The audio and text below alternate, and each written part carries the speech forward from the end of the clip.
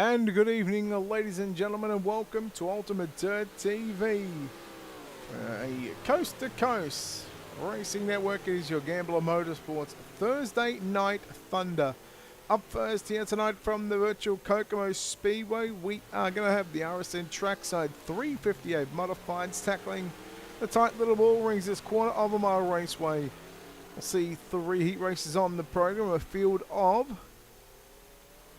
21 drivers have signed into the pit area for tonight, so everybody going to make the show. So how it's all going to work, the format, there's going to be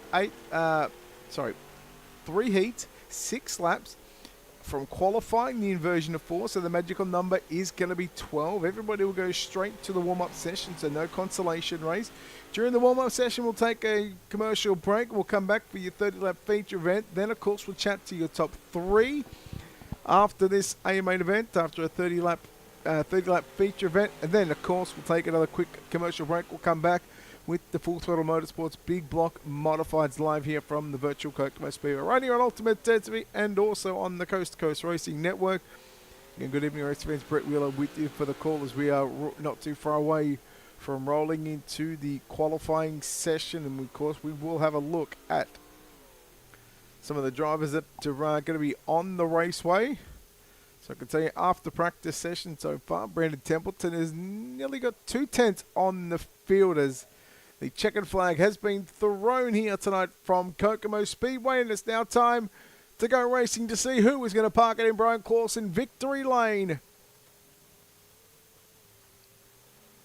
So we'll start to see the cars to come out onto the racing surface here tonight from Kokomo. Who is going to be the first car to lay down a time? Let's take a look at Patrick Spengler as he works his way in the Training Wheels Racing number 39 car.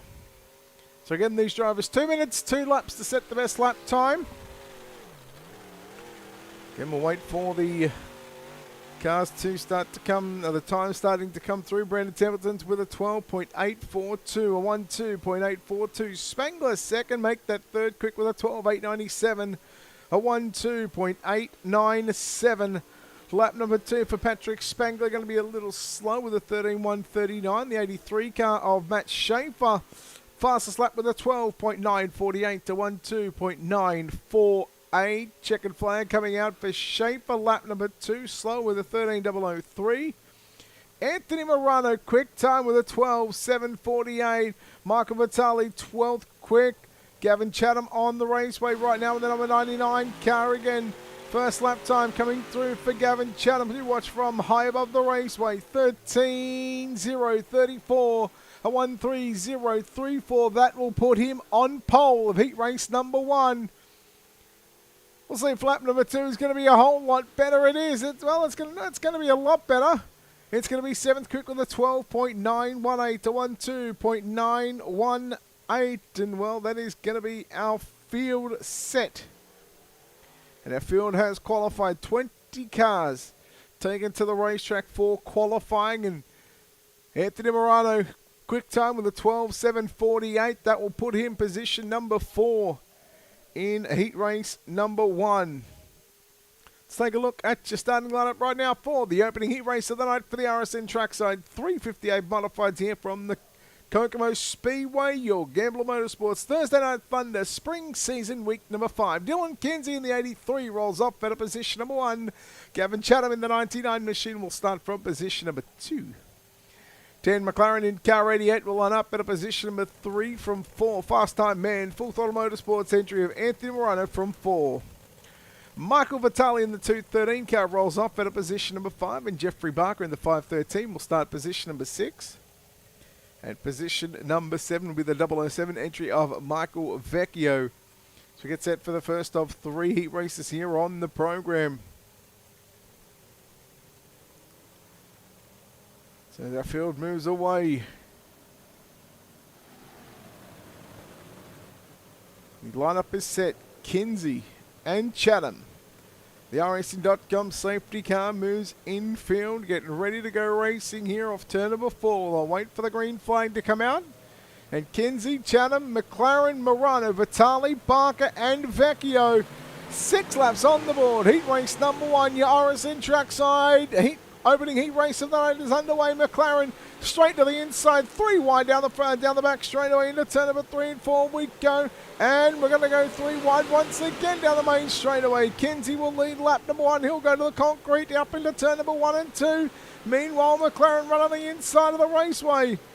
McLaren, Kinsey's got it, 3 wide. Morano moving through the field right now. He'll go right through the middle of the raceway at both ends of the speedway. He's up to position number 3, going to challenge for second. We're still 3 wide. Chatham just getting caught out on the top of the raceway as Anthony Morano will now move into position number 2. Going to follow his teammate Dylan Kinsey.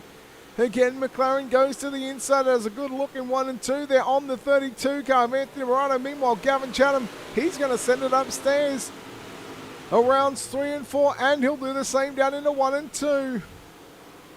They'll come to the white flag this time for your race leader, the 83 car of Dylan Kinsey. White flag in the air. Just a quarter of a mile away from starting on pole of tonight's 30 lap A main event into 3 and 4. We go for the final time heat race number 1 of your RSN trackside 358 modifieds, and we are done and dusted. Nice job to start off heat race number 1. We'll take a look at your results. Dylan Kinsey gets the win over Anthony Morano. Second, Gavin Chatham, Dan McLaren, Michael Vitale. Your top 5, Jeffrey Barker and Michael Vecchio. Your 7 cars in heat race number 1.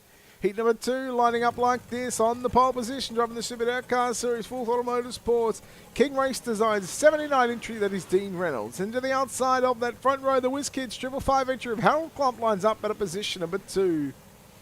We go back to position number 3, driving the Dirt Track Bank, got your 6 Racing Network 218 car of Kurt Schatzer, and to his outside, the KSR, car number 20 entry of Blake Chapman from 4. Position number 5 with the 713 of Jacob Brown. The 18 Castleberry Flagstone. Logan Wedd's car will start position number 6. And Tyler Flynn lines up the 83 Machine, the Black Rifle Coffee Company 831 car from position number 7. Heat race number 2 is upon us, and the green flag is up. We're underway. And Dean Reynolds from the pole position.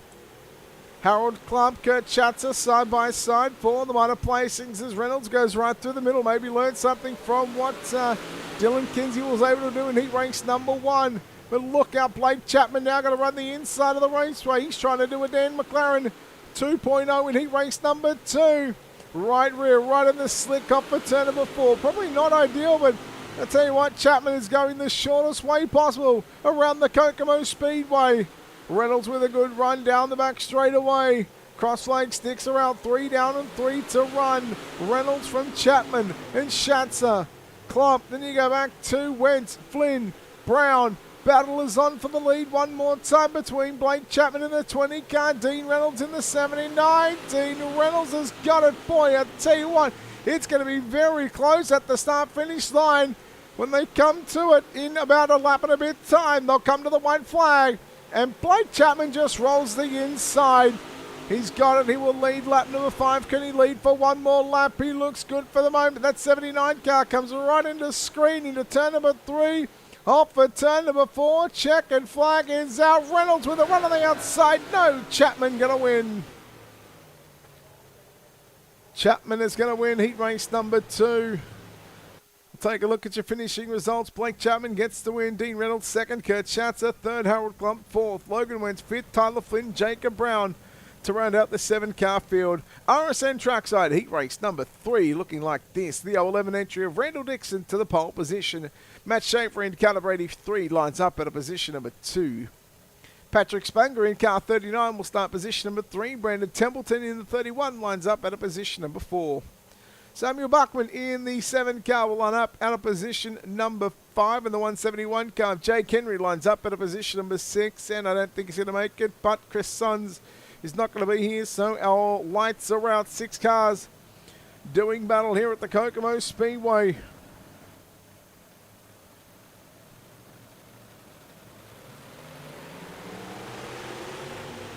Green flag is out. Heat race number 3. RSN Trackside 358 Modifieds is underway. And Dixon, look at Templeton now with a run on the outside. Down the front straightaway, 3 wide for third, fourth and fifth position. They were in 3 and 4. But the battle is on for the lead. Dixon and Templeton. Here comes Spangler. Gets into the back of Templeton. Templeton goes around.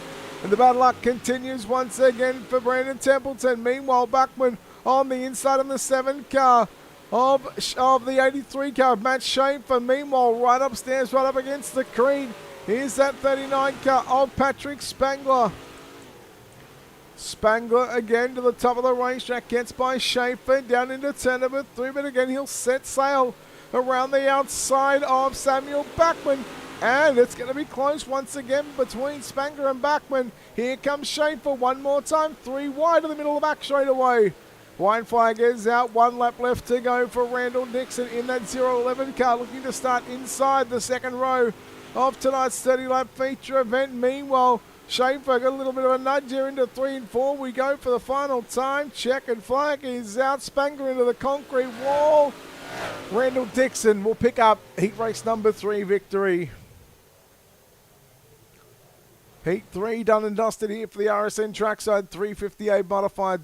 We'll take a look at your results at a quick commercial break. Randall Dixon, Patrick Spangler, Samuel Bachman, Matt Schaefer, Jake Henry and Brandon Templeton, your top 6 drivers. All right, we'll take a quick break here on Ultimate Dirt TV and on the Coast to Coast Racing Network. We'll come back with your 30-lap main event. On the other side of this, you're watching the RSN Trackside 358 Modifieds.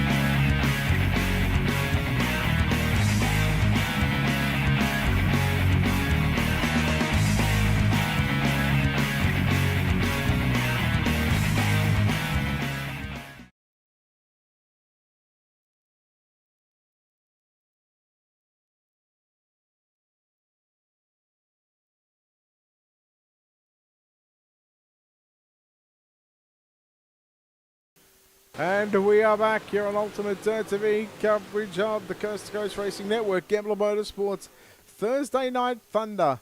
And what is going to be spring season week number 5 as we get set. We are ready to go racing here from the Kokomo Speedway. Good evening, race fans. Brett Wheeler with you for the call as we get set to take a look at your starting lineup for tonight's 30-lap A main event. Dylan DeKenzie starts on pole position. Blake Chapman lines up at position number 2. Position number 3 will be Randall Dixon. In position number 4, Anthony Morano. Position number 5 will be Dean Reynolds. From 6 will be the 39 of Patrick Spangler. From position number 7 will be the 99 of Gavin Chatham. From 8 the 218 of Kurt Schatzer. From position number 9, the 7 entry of Samuel Bachman. In the 88, Dan McLaren lines up at a position number 10. Harold Clump from position number 11. Matt Schaefer from position number 12. Michael Vitale from 13. Logan Wentz from 14. From position number 15, it's Jake Henry. From 16, Jeffrey Barker. From 17, it's Tyler Flynn. From 18, Brandon Templeton. And your final row, Michael Vecchio starts alongside Jacob Brown from position number 19 and 20.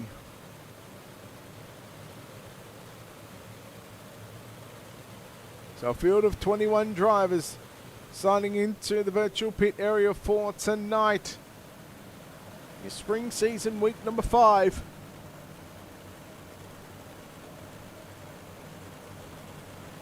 The RSN trackside, 358 modified. Gambler Motorsports, Thursday Night Thunder. A-main time, Dylan Kinsey, Blake Chapman. They'll bring us into turn number 3 and 4. Let's get dirty for 30 here at the Kokomo Speedway. We are green. And we're underway down into 1 and 2. Chapman right through the middle of the racetrack, although Dylan Kinsey wants that inside line to work as they'll go into 3 and 4. Battle is on again for the race lead. Blake Chapman is going to lead lap number 1, but here comes Anthony Morano. Morano going to cook it upstairs into turn number 1 and 2. Nearly three quarters of the way up the racetrack goes the 32 entry of Morano, and Anthony Morano going to lead lap number 2. So 2 laps, 2 different leaders. Who is going to lead lap number 3? Will it be Chapman? Will it be Morano? Morano looks like the obvious choice at the moment, but Blake Chapman still working to the inside. I got no idea. Man, I'll tell you what, to the naked eye, it almost looked like Blake Chapman in the 20 car had it. Again, just sets down to the inside into turn number 3 and 4. Who will it be? Chapman is definitely going to lead lap number 4. So I'm going to say 3 out of the 4 laps so far. I'm going to give to Blake Chapman. Although Morano says, yeah, that's okay. You can continue to lead at the moment. But boy, I tell you what, I'm going to make you work for it. Anthony Morano is going to lead lap number 5. Dylan Kinsey watching back there in position number 3. But again, this battle for the race lead is on right now between Anthony Morano and the 32 car. That's the blue car you see on screen. And then to the very inside, the white and purple number 20 car. The white, black and purple 20 car. That is Blake Chapman. Chapman again still doing what he done in the heat race to move forward, just to continue to find the shortest way possible around what is a quarter-mile raceway. Chapman and Morano, and just like that, we've ticked off 8 laps into the books here for the RSN Trackside 358 modified spring season week number 5 of your Gambler Motorsports and Thursday Night Thunder live here on Ultimate Dirt TV and on the Coast to Coast Racing Network. Morano again still sending it upstairs. Again, Chapman still working down to the inside. Boy, I got to say, since lap 2, these two guys have really put on the show here. Chapman will lead that one. And just like that, we're 1/3 of the race distance complete. Blake Chapman leads lap number 10. There's still 20 to go. That'll go down to 19 as they come across the start-finish line off for turn number 4. Chapman's still going to lead. So still 19 cars on the racing surface. These guys right now are doing lap times in the 12.9 second bracket. You see Harold Clubb, he's 11.5 seconds away, which means he is not too far away from your lead cars of Blake Chapman and Anthony Morano. 2 laps away from half race distance. Chapman still down to the inside, and again Morano going to still set sail around the outside. You know what's going to kill this race is a caution. I probably just said that, and I reckon we're going to see a yellow very, very shortly. Although Chapman and Morano changed lines in 3 and 4. He's somewhat going down to the middle of the raceway just to try and make it a little bit shorter, seeing as though he gets a good run. Through the middle goes Chapman. Oh no, Morano goes through the middle. Chapman, that left front caught the infield tractor tyre. Cross flag sticks around 15 down and 15 to go. How much damage is on the 20 car in the left front of Blake Chapman's vehicle? Well, I guess we're about to find out whether he can continue on moving through the field. Dan McLaren going to be going back pit side, so we stay green. Good job to McLaren to keep this race going under green flag conditions. Boy, we have not taken our eyes off Blake Chapman or Anthony Morano for this 30-lap feature event, and so far it's going to be 18 in the books. Chapman again flirting with disaster down there, dancing with the devil.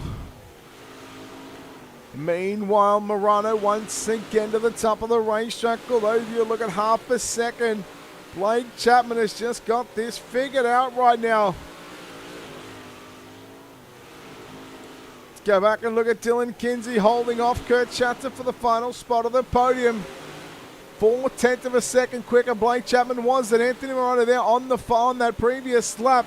We'll see what it is this time by. Nearly pretty much dead even right there. In fact, Chapman had it by probably 0.5 of a second.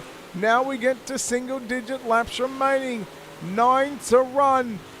And Chapman is going to embark on Harold Clubb in the 555 car. Jeffrey Barker gets put a lap down under green flag conditions. So caution not coming out for the 513. Not sure what happened there, but anyhow, we stay green. Chapman going to try and get through the lap cars, although he's got a good 1.5 seconds away. Battle is on for third. Oh, Schatzer and Kinsey come together on the back straightaway. Still keeping it going as Schatzer. It was Kinsey who got into the back of Schatzer. Meanwhile, Dixon up to position number 5. How about Brandon Templeton from near the back of the bus? He's up to position number 6. He's closing in on a top 5. Morano, you can start to see stalking and praying the 713 car. Jacob Brown is going to bring on the caution. And Chapman needed that, and that will, I think that's going to pretty much end the race there, because Chapman was dealing with a whole lot of lap traffic. And Jacob Brown brings on the yellows.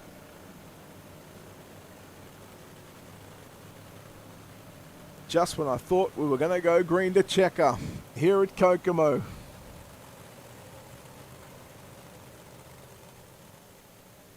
GYATK. If you know, you know. 5 to run. Single file restart. Lights are out.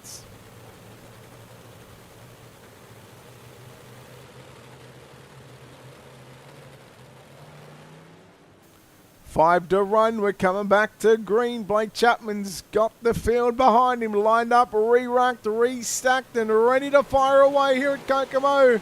Again, Brian Clausen, victory lane, just 5 laps away from one of these drivers. Schatzer looking immediately to go to the inside of Anthony Morano, down into 1 and 2. Now we're in 3 and 4. Chapman rolls away from the 32 car of Morano. Schatzer now does hold on to position number 3. Kinsey will look to get back by him. Meanwhile, Dixon going to fend off the challenge from from Brandon Templeton, sorry.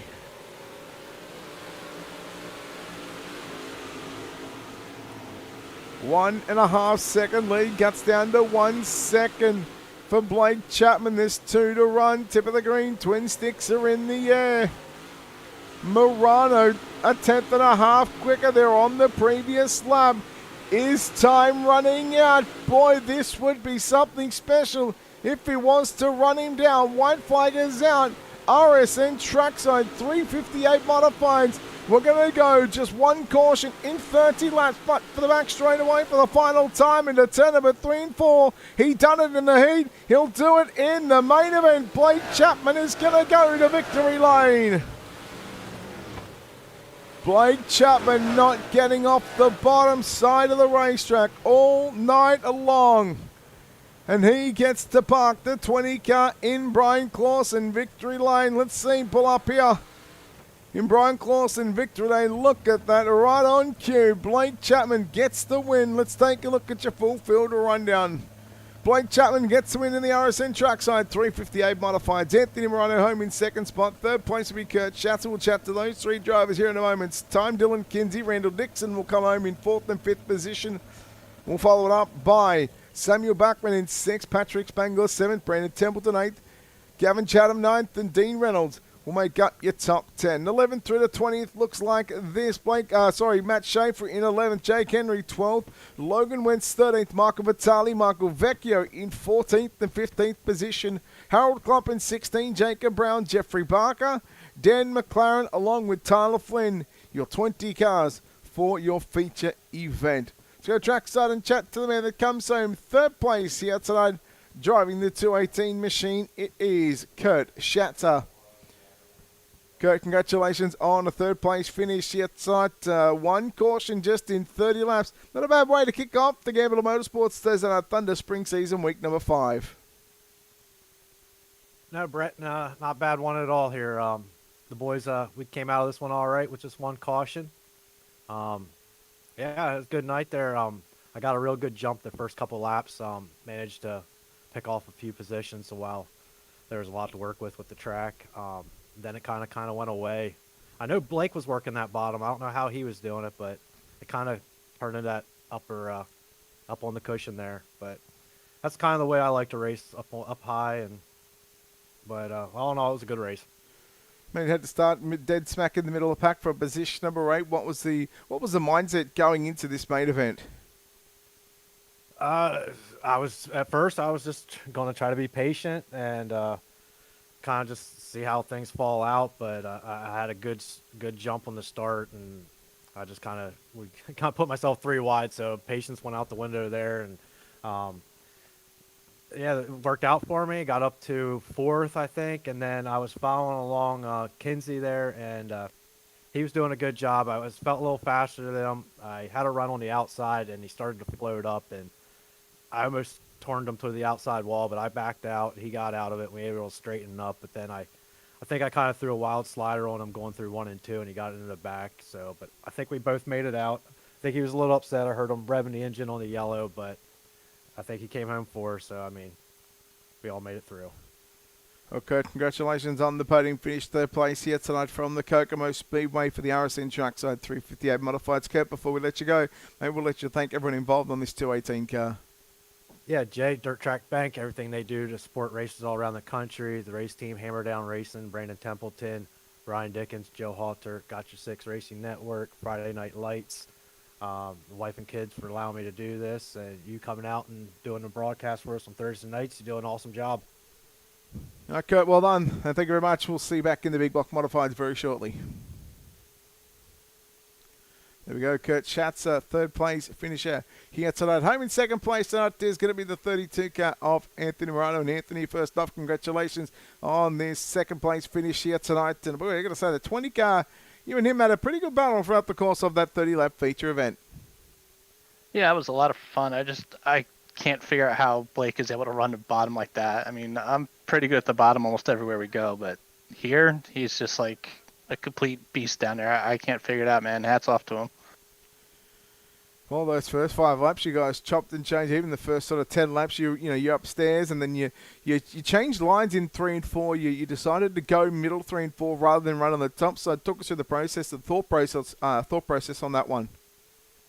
Yeah, there was like a little line of some fluff there in the middle in 3 and 4, so I was trying to hit that, and then I figured if Blake was getting such a good run down low, maybe if I slow down the car a little bit more, maybe I'll be able to get out of the corner better than he would and have a little bit more momentum through it. So I tried that, and it seemed to work there for a few laps, and then I screwed up and hit the wall coming out of 2 with the right rear and then smacked the nose and screwed the front end up a little bit, but was able to just keep it on there. And that last little, I think it was like 3 or 5 laps or whatever after that last caution, or the only caution, felt like I was starting to reel him in a little bit there towards the end, but ran out of laps. So we'll take second, keep plugging away towards another championship, and just keep going.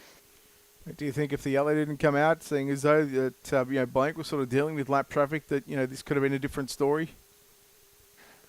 Maybe, but I think he would have been pretty much just set sail, and just with how he was able to get through the corner compared to everybody else out here. I don't think wouldn't have made too much of a difference unless someone was really holding them up, but I just don't see that happening tonight.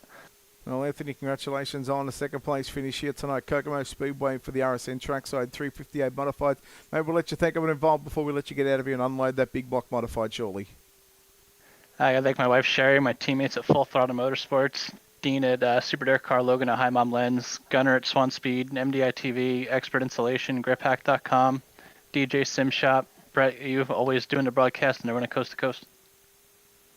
There we go, guys. Anthony Morano home in second place here tonight. Tomorrow getting the win tonight in caliber 20. He moved forward in his heat race by run on the bottom side. And well, it's deja vu. The 20 car of Blake Chapman goes to victory lane. Blake, congratulations on this victory. And boy, I got to say, it looked like from the very get-go, from the heat race all the way through to that 30-lap main event, you did not want to get anywhere other than that bottom side. Yeah, you got good eyes, because that's exactly what I was thinking. It started worried me a little bit starting on the top of the feature, but I was starting enough up front that I got a good jump there through the middle. I was able to get to the bottom pretty quickly, and Anthony was really fast at the beginning of the race, sort of in that middle high side that he was running, and I wasn't worried at all because I just knew I had to hit my rhythm down low, and I'd figure it out eventually and start pulling away. It seems like I can run the bottom at this track like none other, and it's one of my favorite places to run these 358s for sure, because once I had this thing dialed in, there was no stopping me. About lap 20 to lap 25 before that yellow come out, you were dealing with the back markers who were not only trying to stay on the lead lap, but they're battling for their own little position. What was going through your mind there as you're trying to sort of pick those off before that first and only yellow come out? Yeah, I don't know if I really wanted to see the caution there. I feel like I've kind of perfected running the bottom and passing guys using the bottom in these cars, but at the same time, it's lap traffic, and if they're racing for position, you never know what's going to happen. They can be pretty unpredictable. So, the caution, I didn't hate to see it, but definitely not something I wanted to see necessarily. But either way, we got it, and I was able to get a good restart and a good jump that propelled me to a victory here. Talk us through how tough it is to try and hit this bottom side lap after lap and try and perfect it, because Anthony sort of touched on this, that he's pretty good everywhere at running the bottom side, but he just said you here at Kokomo, you are just you're on another level around here. What is it like? What is it about this bottom side that just sort of keeps this 20 car glued? I don't know what it is, man. I don't know if it's how I'm driving it in and out of the corners or what, but it does get a lot more difficult to run the bottom here when it gets slick, and especially on entry. And on entry, it got pretty slick going into 3, but in 1 and 2, it was still pretty tacky at the end of the race. So I was able to kind of set the car in exactly how I wanted to all race long, and I think that was definitely the key to win here tonight. Well, the key to win is getting first to the checkered flag, and you did that, Blake. Congratulations on the victory here tonight, the Gambler Motorsports Thursday Night Thunder RSN Trackside 358 Modified main event. Blake, before we let you go, we know a whole lot of people to thank on this 20 car. We'll let you think of it involved on this machine. Yeah, first I got to thank the family for watching, and I got to thank all the guys at the Krite Sim Racing team and the Can-Am Racing team. I got to thank Preston at Epsilon Sprint Wraps and Andy at AJ Custom Creations. Got to thank Jeff Barker for the admin tonight. I got to thank Galen's Gourmet Popcorn. They got some of the best popcorn out there. You can head over to their website. And don't forget to use code CART at checkout for 15% off some of their delicious popcorn. And I got to thank you for putting this on, Brett. Blake, well done on the win. We'll look forward to seeing you back in the big blocks very shortly. Thank you. There we go. Blake Chapman, your winner here tonight. The first winner from the Kokomo Speedway for the RSN Trackside 358 Modifieds here on Gambler Motorsports. Thursday Night Thunder. Don't forget, we've still got another race to come here on Ultimate Dirt TV. We've got the Full Throttle Motorsports Big Block Modifieds. They are on the racetrack. They are hot lapping already. So, all right, with that being said, we'll take this opportunity right now to step aside here on Ultimate Dirt TV and on the Coast to Coast Racing Network. We'll come back with your Big Block Modified, thanks to Full Throttle Motorsports.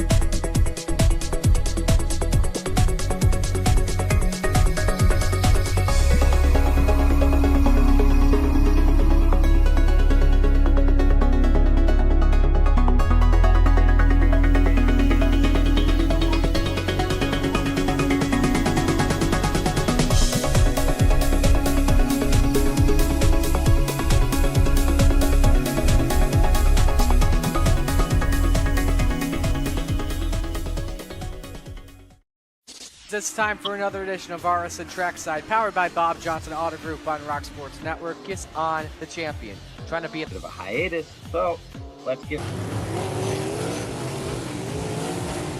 Tonight we'll be talking about it.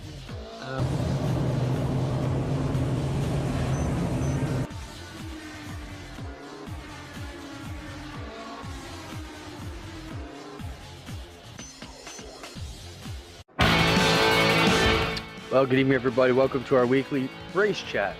Adam Ross and Clinton Jeffrey are live and interactive every Tuesday night. Rivals Race Chat is your home for race discussion, debate, news, interviews, and more. They'll even take your questions and comments live on the air and talk to some of the newsmakers each week. Tune in every Tuesday night at 8 p.m. on GeForce TV.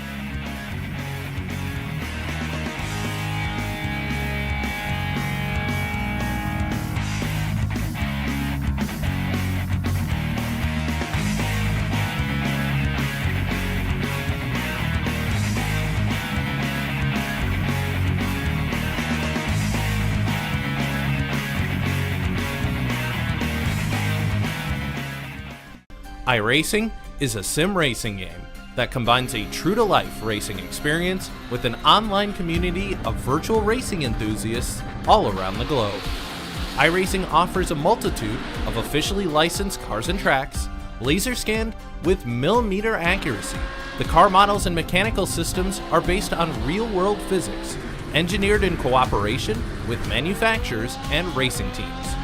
Our skill license system ranges from rookie to pro, ensuring members are always pitted against those with similar skill sets. Members are able to sign up for a weekly racing series, compete in time trials, host a private race with friends, and participate in racing leagues created and run by the community. With over 200,000 members, iRacing works in partnership with renowned motorsports organizations like NASCAR to deliver virtual races based on the real-life NASCAR Cup Series, as well as many other series on the NASCAR ladder.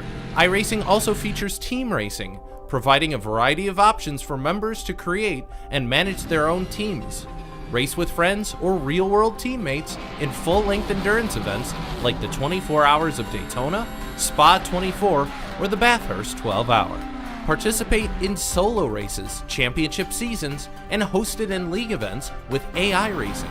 With a rapidly expanding catalog of 70-plus cars and 85-plus tracks from real-world racing series, test your abilities with challenging computer-based competition. Additional partners include IMSA, the World of Outlaws, and Supercars, allowing members to participate in their very own Bathurst 1000, Chili Bowl, Sebring 12-Hour, and many more iconic events. This is iRacing, delivering the most authentic racing experience short of getting into a real race car. Sign up today at iRacing.com.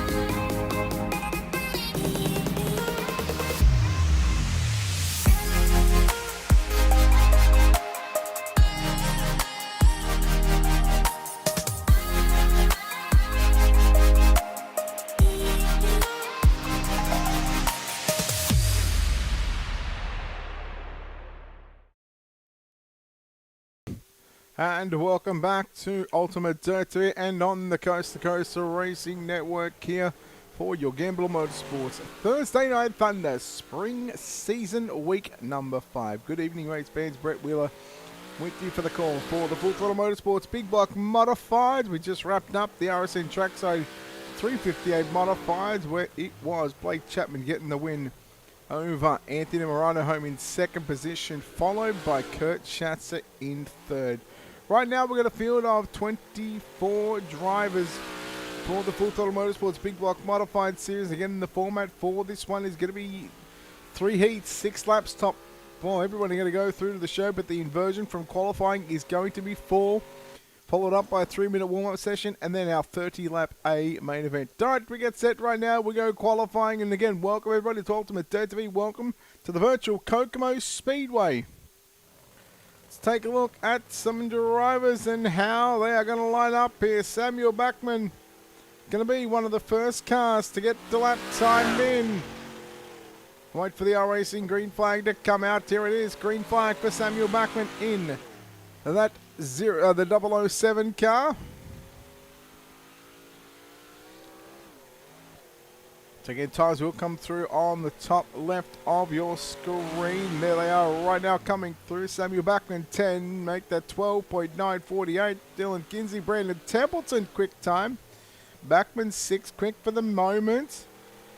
Looking for a better lap on lap number 2. Does go a whole lot quicker with a 12.865, a 12.865. Anthony Morano finished runner-up in the RSN Trackside 358 Modified A main event. First lap time with a 12.832, 12.832. McLaren 14th quick. John Hayne done. Can we start to go through this field? Gavin Chatham and Blake Chapman. As Blake Chapman goes quick time. Blake Chapman with a 12.603 just does it on the low side. Meanwhile, Gavin Chatham going to stop there at turns 3 and 4. So he'll get the 99 car back on the racing surface, get it fixed up, wound up, and ready to go. But Blake Chapman, quick time with a 12.603, a 12.603, half a tenth over Brandon Templeton. And again, due to the inversion for the heats, we'll see Dean Reynolds, Michael Vecchio, and Patrick Spangler all going to start on pole position of their respected heat races.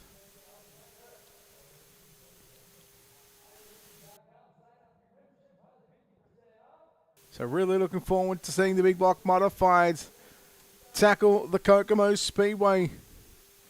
As again, Full Throttle Motorsports big block modifieds heat race number 1. Patrick Spangler in the 39 machine lines up on pole position, and to the outside of the front row, Samuel Bachmann lines up at a position number 2. Position number 3 features, well, the second row features first and second from the RSN Trackside 358 modified podium. Anthony Morano in the 32 lines up at a position number 3. Blake Chapman in the 20 lines up at a position number 4. Michael Vitale in the 213 rolls off at a position number 5, and Pat Boyce in the 41 starts for a position number 6. John Hayne in car number 71 lines up at a position number 7, and the 831 of Tyler Flynn lines up at a position number 8.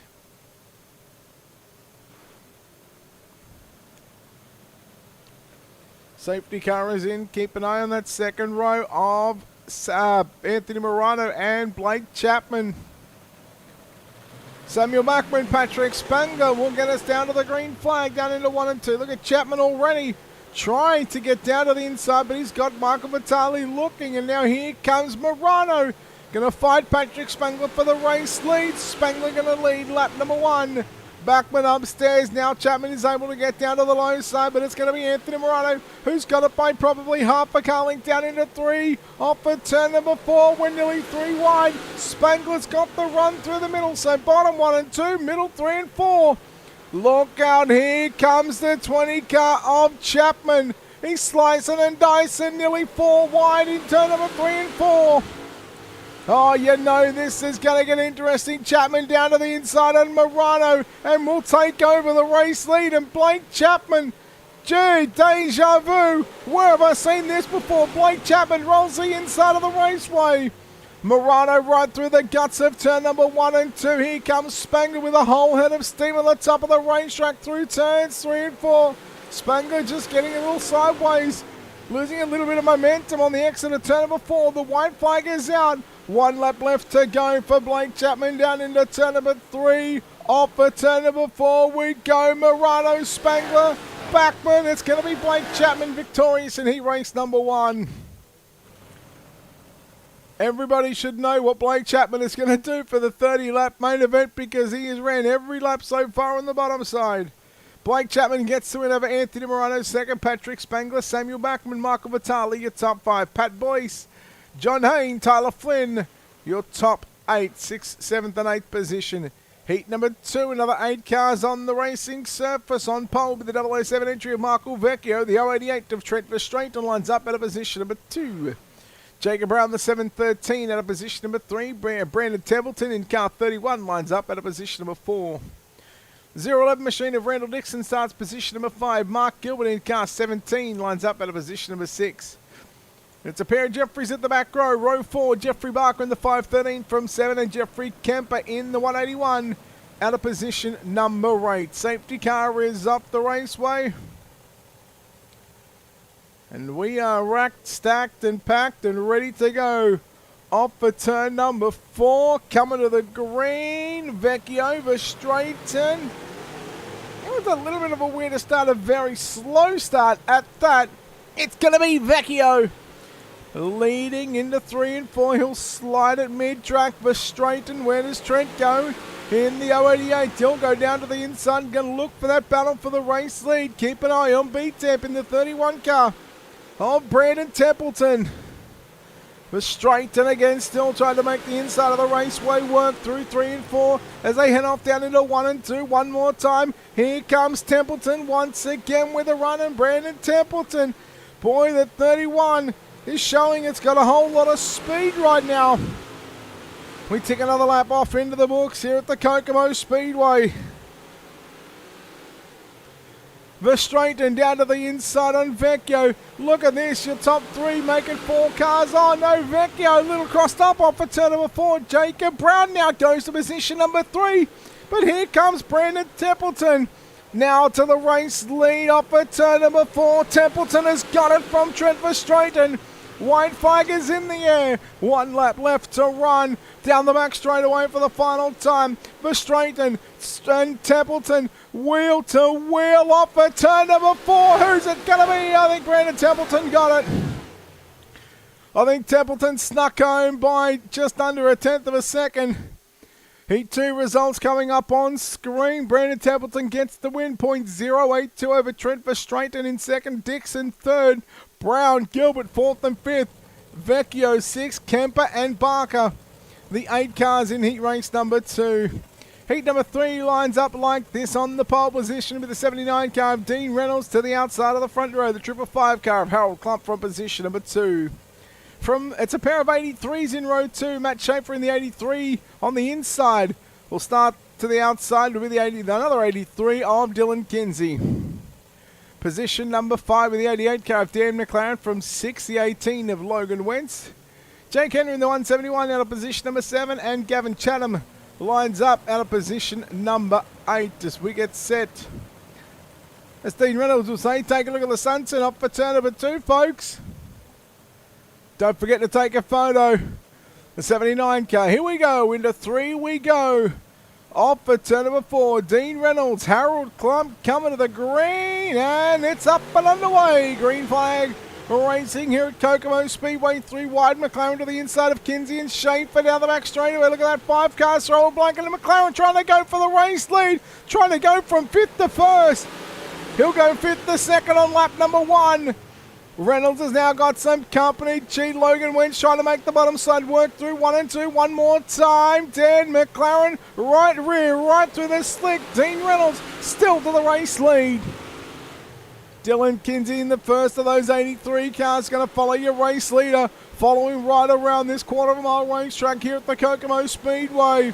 McLaren now going to be looking to get shuffled back to position number 3, courtesy of Dylan Kinsey. Oh boy, Harold Klump right up into the rear of the 88 car. So problems there. Logan Wentz caught up involved in that one. Chatham and Henry, they go from the 4th row.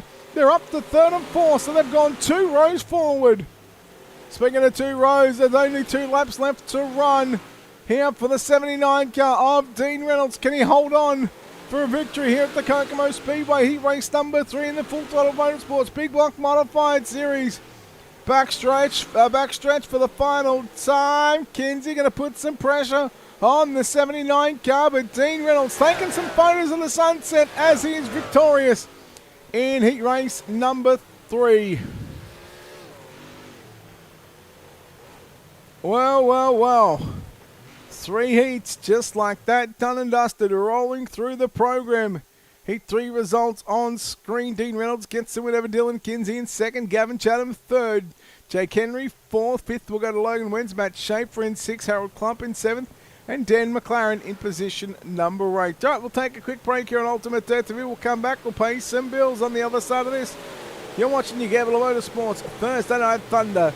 Full Throttle Motorsports Big Block Modifieds live from the Kokomo Speedway.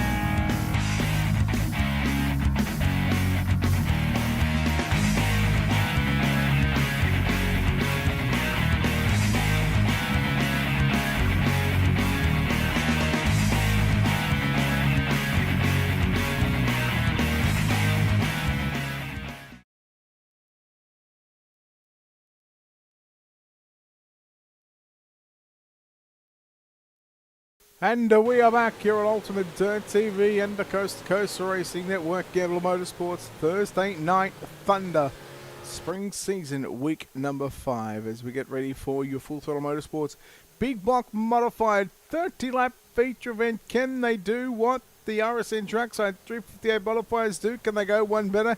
Can we go green to checker, or will we see some cautions come out through this field? Well, let's have a look. Let's wait and find out, but let's take a look at your starting lineup. Blake Chapman will start on pole. Brandon Templeton lines up at a position number 2. Dean Reynolds starts position number 3. Anthony Morano from position number 4. Position number 5 is going to be Trent Verstraeten. Position number 6, Dylan Kinsey. Position number 7, Patrick Spangler. Position number 8, Randall Dixon. Position number 9, Gavin Chatham. Position number 10, Samuel Backman.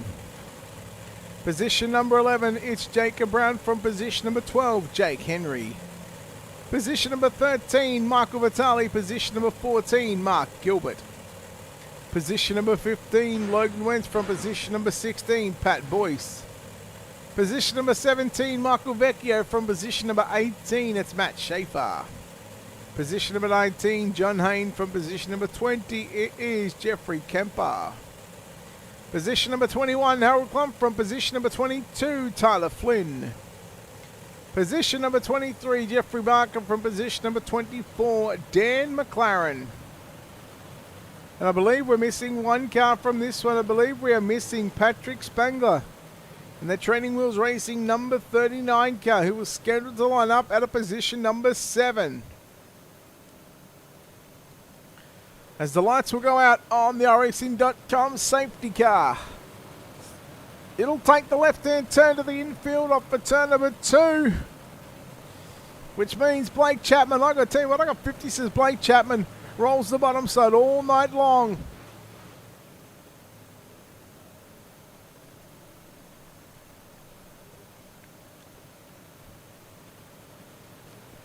Your Full Throttle Motorsports Big Block Modifieds. 30 laps on the board. Let's get dirty for 30. Green flag is out, and well, straight away goes Blake Chapman to the low side. Dean Reynolds going to lose a handful of positions, and now he's just going to struggle to stay inside the top 10. And well, we've already equaled the cautions as Mark Gilbert. Did I just see Patrick Spangler's car? I did. All right. So now I'm going to have to restart timing and scoring. Give me one moment. Just need to do that just in case it pops up on a screen that it's not meant to. It's fine.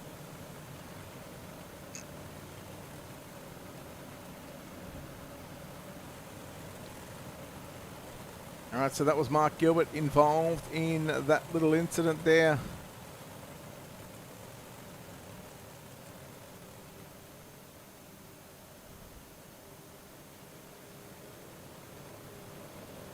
See what happens. Lights will go out. Blake Chapman again will go to the inside. He'll choose the inside line.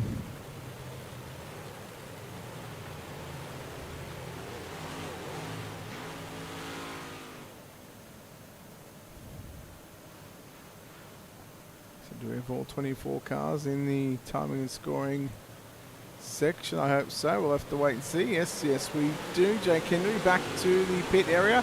And back to green we go. So we've already equaled the number of cautions inside the opening half a lap here at Kokomo Speedway. Templeton and Morano are going to send it right upstairs through 3 and 4. Meanwhile, Reynolds will find his way back to position number 4. So getting a little bit lucky there with the caution coming out, not completing a lap. Otherwise, Reynolds would have been back in about 8th, 9th, even 10th position. Kinsey to the outside. Verstraeten trying to go to the inside. We work it down into 1 and 2. Templeton with a run right through the middle. So your leader, Chapman, runs the low side. Templeton runs also a little bit down low, but just a little bit higher than what Chapman is doing. And right upstairs, right up against the crate, is Anthony Morano. Yellow for the second time tonight.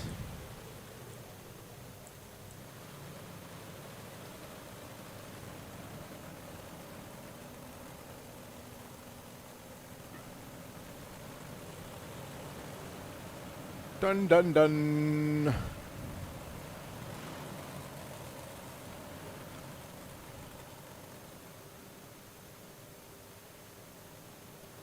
So caution once again.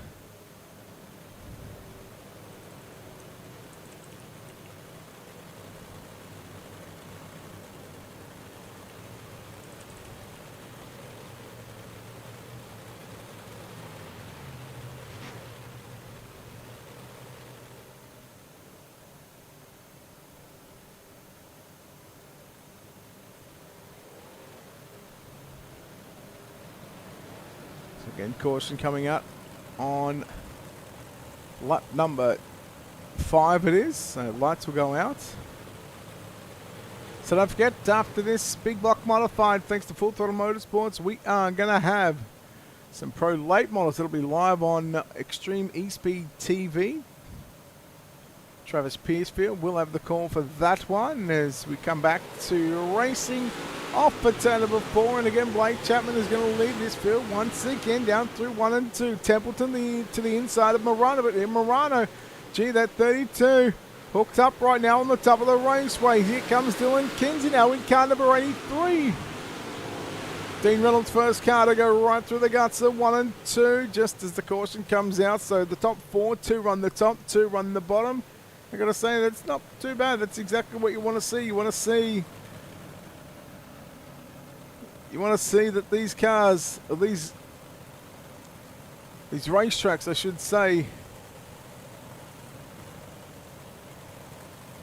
gotta make sure that they have 2 distinct racing lines, and let's believe that's what we're getting right now.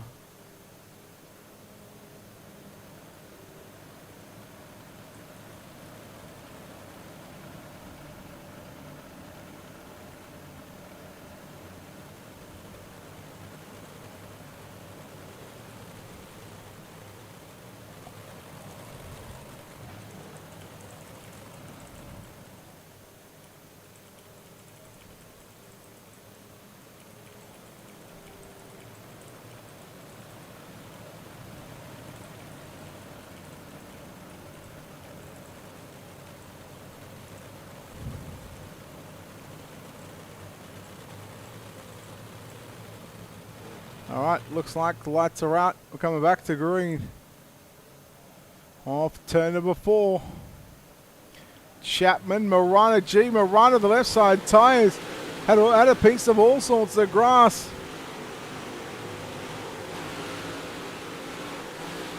Templeton gets by Dylan Kinsey. So move Brandon Templeton up to position number 3.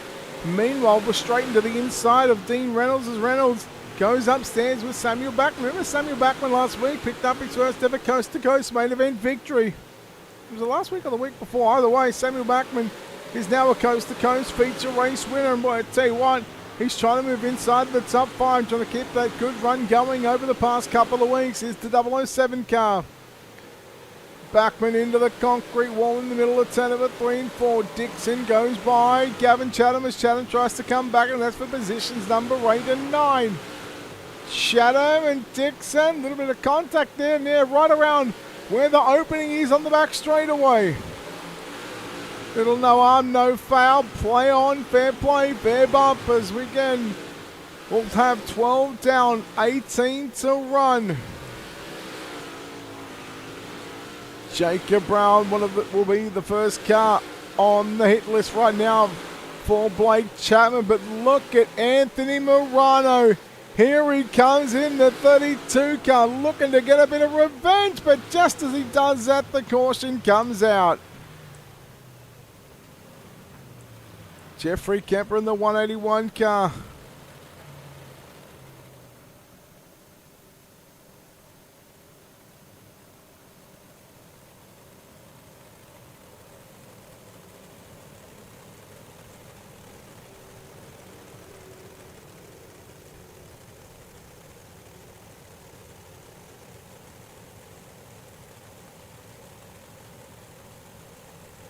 So Kemper in the 181.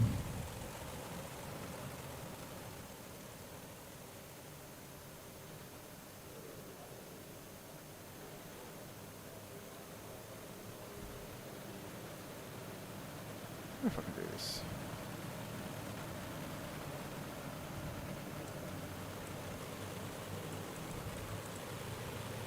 Yeah, I'm gonna be good.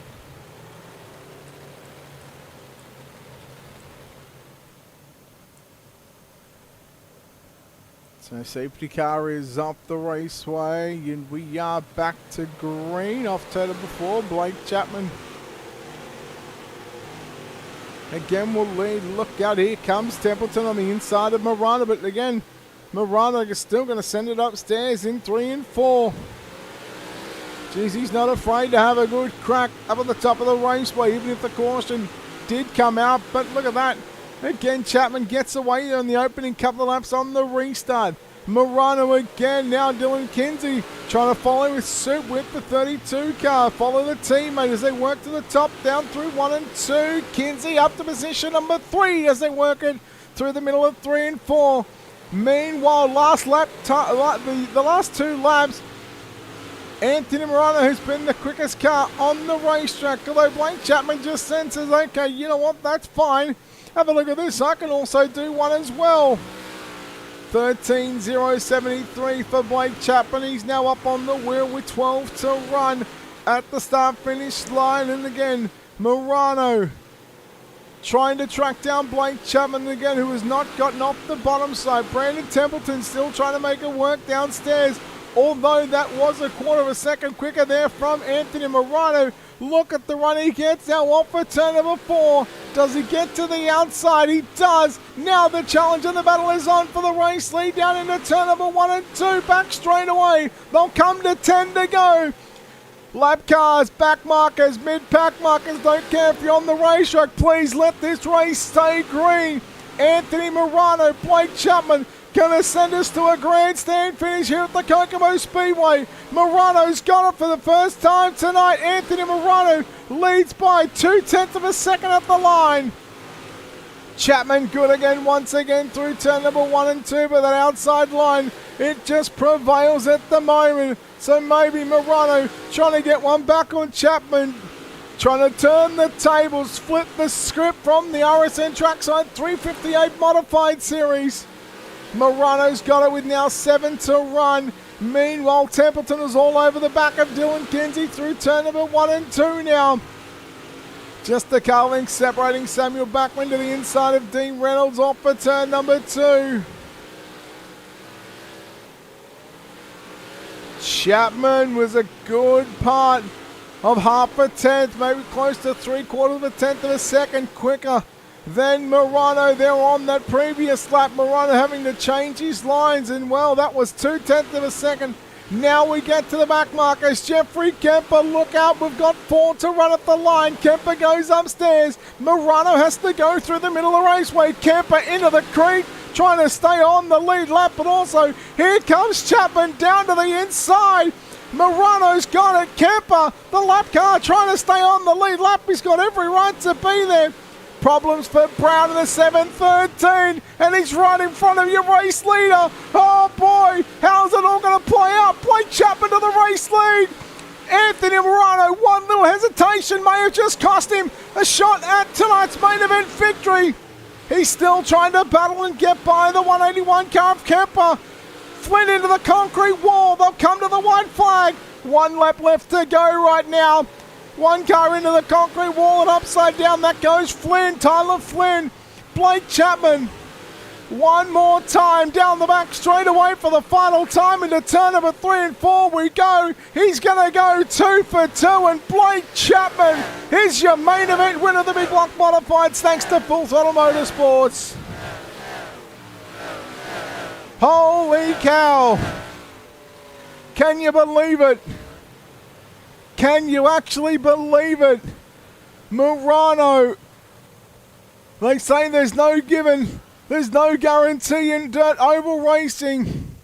But there is a guarantee tonight that Blake Chapman for the second time is going to park it in victory lane. And you've got to feel sorry for Marano on that one. He had that race signed, sealed and delivered, but lap traffic played a huge part in the results of this one. And your Full Throttle Motorsports Big Block Modified main event goes the way of Blake Chapman. Anthony Marano comes home in second position. Third will go to Dylan Kinsey. Fourth will be Brandon Templeton. Dean Reynolds makes up your top 5. Samuel Buckman in 6th. Gavin Chatham 7th. Randall Dixon 8th. Trent Verstraeten 9th. Then Matt Schaefer to round out your top 10. 11th through to 20th will look like this. Pat Boyce in 11th. Michael Vitale 12th. 13th will be John Hayne. Jeffrey Barker in 14th. Logan Wentz makes up your top 15. Then you go back to Harold Klump in 16th. And the last car on the lead lap, Michael Vecchio a lap down in 17th. Jacob Brown 18th. Jeffrey Kemper 19th. Tyler Flynn in position number 20th. And then the final 4 drivers in this one. Mark Gilbert in 21st. Patrick Spangler 22nd. Dan McLaren 23rd. And Jake Henry unfortunately not finishing too many laps and not getting all that many laps either. But let's go trackside. We'll talk to your top 3 here tonight. And well, coming home with the third place finish here tonight, it's the 83 car of Dylan Kinsey. And Dylan, congratulations on this third place finish here tonight. Boy, that was one you really had to work for, but mate, when it's all said and done, you'll definitely take a third place. Oh yeah, patience was key with that.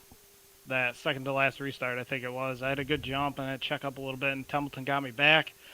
And then after another restart, when I started 4th, I had to just patience and hit my marks to get back around Templeton. Took a few laps, but it was fun. We're going to say this racetrack again, we've seen 2 different lines work, even 3, you could almost say. There was a top, bottom, and a middle, but man, I'll tell you what, this 83 car looked pretty good on the top side of the racetrack. Was that always the game plan, or was that sort of just watching Anthony just rip the topper and get to the race lead? Well, my game plan was, just knowing previous races here, it's always, for me, it's just top 1 and 2, middle 3 and 4. And it kind of changed for big block, like halfway through, and it took me by surprise, so I had to search a little bit, and then I found something, ran Anthony was running, and then like the last 5, probably 10 laps, the middle 3 and 4 came back, and back to what I like to run here. Well, Dylan, congratulations on the podium position here tonight. Before we let you go, we'll let you thank everyone involved on this 83 car. I got to thank everyone over at Full Throttle Motorsports, great group of guys, Swan Speed Shop and Open Sets, Dean Reynolds at Super Dirt Car, you, Brett, for the broadcast, and everyone that makes this happen. There we go, guys. Dylan Kinsey, third place finisher here tonight from the Kokomo Speedway and the Full Throttle Motorsports Big Block Modifieds. We'll chat to your runner-up driver here tonight. The more heartbreak for this guy, but it's the 32 car of Anthony Moran. And Anthony, I'm going to say, halfway home, or even 10 to go, mate, this race was, you can almost sign the check on your name, but lap traffic played a part, and that it did, but second place is going to have to settle for tonight. Yeah, I think, because I know Blake had a 358 out there, and I was in the big block, so I had the power advantage. Just it took a few laps to get the car wound up on the top side to actually reel him back in, and finally got there and got around him, and then just saw a couple of guys bounce off the wall, so I figured I'd get around him, and then just didn't work out that way. So we'll take second, and I mean, it was a good race. I had fun. I always have fun running with Blake, and when it's something like this where you got 2 very distinct lines, one guy up high, one guy down along the tires, it makes it interesting to watch, I'm sure. So I know I'll enjoy watching it later. Well, 5 to go, you guys were deep in the back markers. What was going through your mind as you were trying to get around Jeffrey Camper, who was just, again, trying to stay on the lead lap, but also trying to get by the cars in front of him? Yeah, that's where it gets interesting. You can't fault the guy for trying to stay on the lead lap, and especially when he's racing for position with him, with somebody else. So, you can't really fault anybody because racing's racing. You're just racing for each spot he can get, and I'm racing for each spot he can get. So, but yeah, I was like, do I want to caution here and hope I can hold Blake off until the car gets wound back up, or will he smoke me and I won't have enough time to catch back up? So it was kind of a. Didn't really matter to me if the caution came out or not, because either way I think I was in trouble there. I'll tell you what, Anthony, congratulations on your second place finish here tonight at the Kokomo Speedway. Mate, before we let you go, we'll let you thank everyone involved on this 32 car once again. I got to thank my wife, Sherry, my teammates at Full Throttle Motorsports, Dean at Super Dirt Car, Logan at High Mom Lens, Gunner at Swan Speed Shop, Expert Installation, GripHack.com, DJ Sim Shop, MDI TV, Brett, you for doing the broadcast, and everyone at Coast to Coast. There we go, guys. Anthony Morano home in position number 2 for the second time tonight. And well, for the second time tonight, he finds victory lane. He is the absolute gutter rat of Kokomo Speedway. It is Blake Chapman. Blake, congratulations on the victory. And boy, that was, I don't want to say that was gifted to you, but it was certainly earned for you. You had to work for that one. Yeah, I don't think I would have won that race if lap traffic wasn't a factor. We didn't have any cautions there after Anthony got around me. He was running a really good line and had a lot of grip there in the middle, which I was hoping would go away throughout the feature, but it never did. And after, 5 or 6 laps after we'd go green after a caution, I noticed he'd start catching me, even though I was hitting it perfect. So I was really crossing my fingers, hoping that we wouldn't get a caution, that lap traffic would stay in his way, and they definitely did. And I just had to hit that bottom, be consistent, and I was consistent enough to steal it. Again, you just proved that the bottom side and Blake Chapman just seems to go hand in hand here at the Kokomo Speedway. It's this track, even though that Anthony got by you on the top side, you were still committed to run on the bottom side. Talk us through the thought process on that, even though that, like I said, that the top side was probably the place to be. Yeah, I knew I wasn't going to have the horsepower to go up to the top or the middle because I was driving a 358. I think probably everybody else is in the big block, but I was just thinking coming into this, I'd rather run the 358 on the bottom than the big block anywhere else on the track. So I knew I was going to be on the bottom all night, and from qualifying to the feature, it was pretty good for me. Well, it worked out in the RSN trackside 358 modifieds. Now it works out for the Full Throttle Motorsports portion of the evening. Blake, once again, we'll let you thank everyone involved for making this all possible for you and go and celebrate a second feature win here tonight. Yeah, I got to thank Mom and Dad for watching. I got to thank all the guys at the Kreitz Sim Racing team and the Can-Am Racing team. I got to thank Preston at Epsilon Sprint Wraps, Andy at A&J Custom Creations, Jeff Barker for the admin tonight. Got to thank Galen's Gourmet Popcorn. They got some of the best popcorn out there, homegrown South Dakota popcorn. You can head over to their website and use code CART, that's C-A-R-T, at checkout for 15% off. And I got to thank you for putting this on. There you go, Blake Chapman, your winner here tonight from the Kokomo Speedway, not once but twice here this evening. And well, 358 modified done, big block modified done, which means we've got pro late models and then the NASCAR Xfinity cars at the Texas Motor Speedway. As we bring in Travis Piercefield. Travis, welcome back, buddy. It's nice to talk to you once again. Yes, it is. It's another Thursday night that we'll have to follow the great racing you've let us off with here tonight. As we got pro late models here coming up shortly. You guys continue to be really efficient with your time, so we'll start about 8:30 for the pro late models, and then as you mentioned, head down to the Lone Star State for the NASCAR Xfinity Series. Well, they say everything's bigger in Texas. We'll see if that's actually true. But for now, the Ultimate Dirt TV side of things are going to shut off, and the Coast to Coast Racing Network, well, we'll take a short break and come back with pro late models from Kokomo.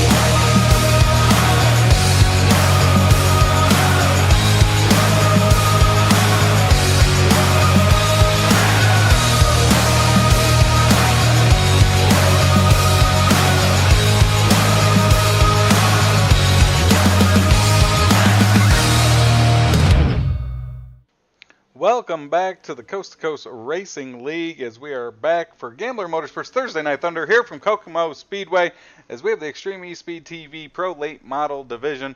I'm Travis Pierceville with Extreme E-Speed TV, joined as always by John Hine. And John, it looks like we've got about 14 cars out here on the track here for these Pro Late Models tonight. Yeah, Kokomo, Indiana, nice little bull ring for us to play on tonight, and this is one of those tracks that, you know what, I think you're going to see a lot of good racing. We did the big block modifieds, and I saw guys up top, saw guys in the middle, saw guys on the bottom. Not any one line looked better than the other. It was just who was behind the wheel and how they can navigate their cars around. So I would expect a lot the same here in these late models. They're probably a little more forgiving on the top side than the modifieds. We don't have a open wheel on that front that will climb the wall. So yeah, look for some sparks to fly on a bull ring tonight. As you can see, 14 cars out here on the track during this warm-up session. Kurt Schatzer, Tyler Flynn, Trent Verstraeten, Mark Gilbert, and Brandon Templeton atop the charts here for this one. As we have the Pro Late Model Series out here now, and we'll take a look at that point standings here coming into tonight. It is Anthony Morano, last week's winner, atop the standings, 2 wins of the 4 races this spring. Kurt Schatzer, second in points. Dean Reynolds, third. Brandon Templeton, fourth. And Malachi Smith in the 5th position. Also picking up wins this year are Blake Chapman and Patrick Spangler.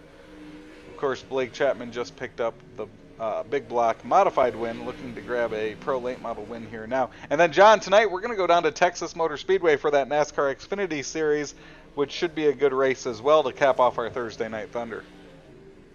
Yeah, if you like speed, yeah, tune in here after this late model race. Those Xfinity cars will get it.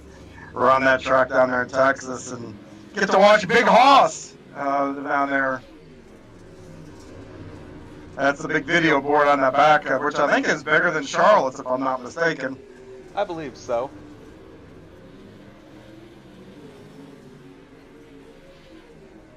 That is a tough track, though. I am going to look forward to that. You know, that's one where some tire wear will come in. Turn 2 there is always interesting to navigate, especially after, you know, there's tire wear and that kind of stuff in there. So, yeah, that'll be a fun one.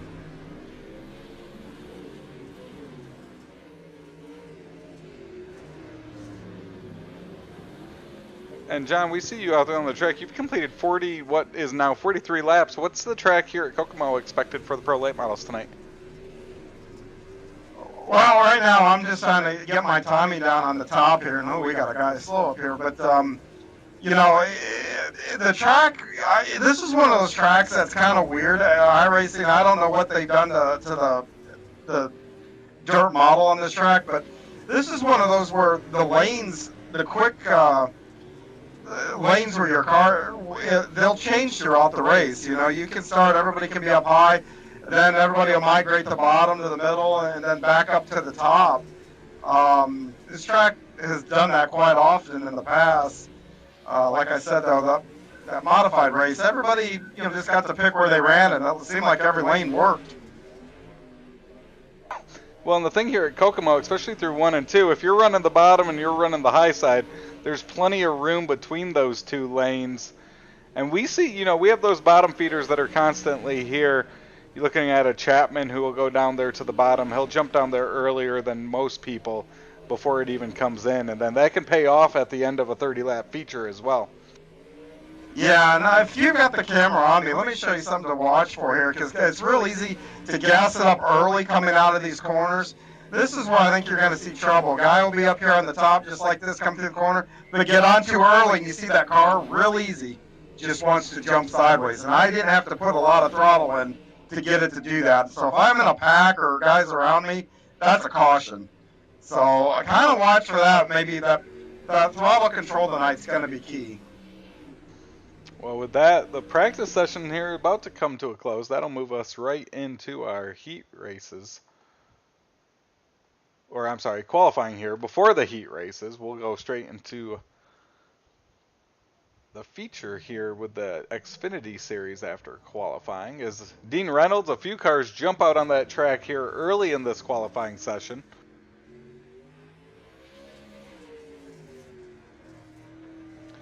As we'll have the times come in as they complete them over to the left.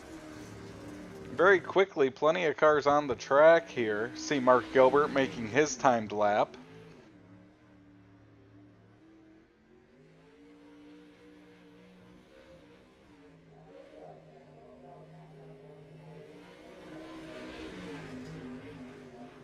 As it's Dean Reynolds shooting to the top of the charts at 1284. Templeton second, Gilbert third, Verstraeten, Hine your top 5. Anthony Morano out there on the track as well. He picked up the victory last week. He's our points leader coming into tonight. The 32 machine sure to be fast here at Kokomo. As the top 5 continues to shuffle around. Chapman now moving up there along with Gilbert. But it's still Dean Reynolds, Brandon Templeton, the top 2. As Gavin Chatham will be amongst the last drivers to make a timed lap.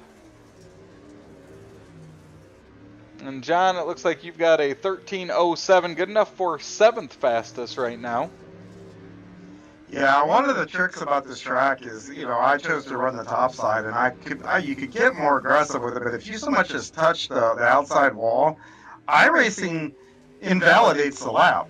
So, you got to choose how aggressive. I'm sure some of those guys ahead of me probably got a little more aggressive and got away with it, and congratulations to them. Like I said, that's one of those little tricks. Here in Fairbury, you can make some good time up on top, but oh boy, there's a risk and reward that goes along with it. But my qualifying time is going to put me in a good spot here, I think. Speaking of that, we're going to go on to our Flatline Racing Buddies heat race number 1. And that starting lineup going to be John Hine on the pole next to Anthony Morano, Brandon Templeton in 3rd alongside Dean Reynolds, Jacob Brown next to Jeffrey Kemper, and Pat Boyce in 7th rounding out the field.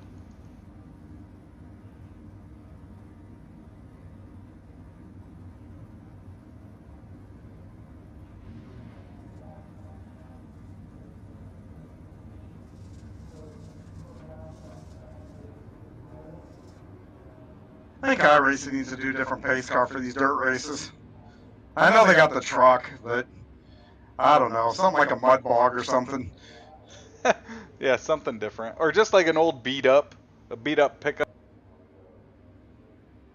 Yeah.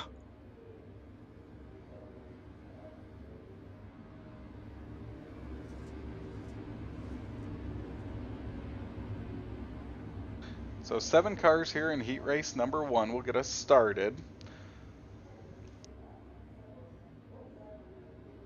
Pace car will dive off the track over there off of turn number 2 tonight. John Hine, Anthony Morano on row number 1.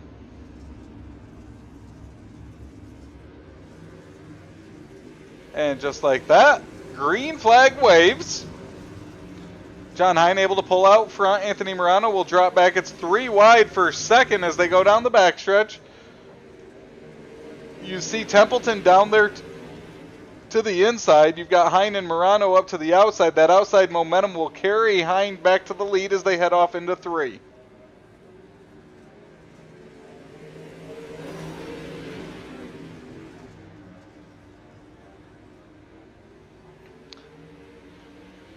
Templeton sticking down to the inside of Hine. He's able to pull ahead in the middle of the corner, but Hine will regain it on the exit. Templeton all the way down in the grass there as he enters turn number 3.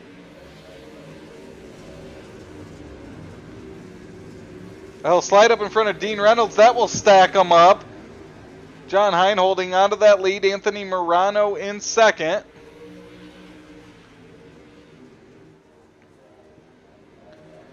Morano now moves to that middle as the white flag waves.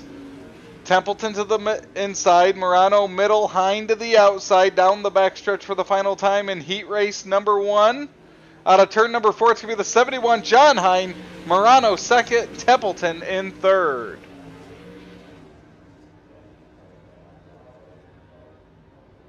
Can I breathe yet? Yes, you may, as we'll move on to heat race number 2 presented by RSN Trackside. Starting lineup, is going to look like this. It's Kurt Schatzer, Trent Verstraeten, row number 1. Mark Gilbert, 3rd, alongside Blake Chapman. Dylan Kinsey in 5th, next to Gavin Chatham. And Tyler Flynn rounding out the field.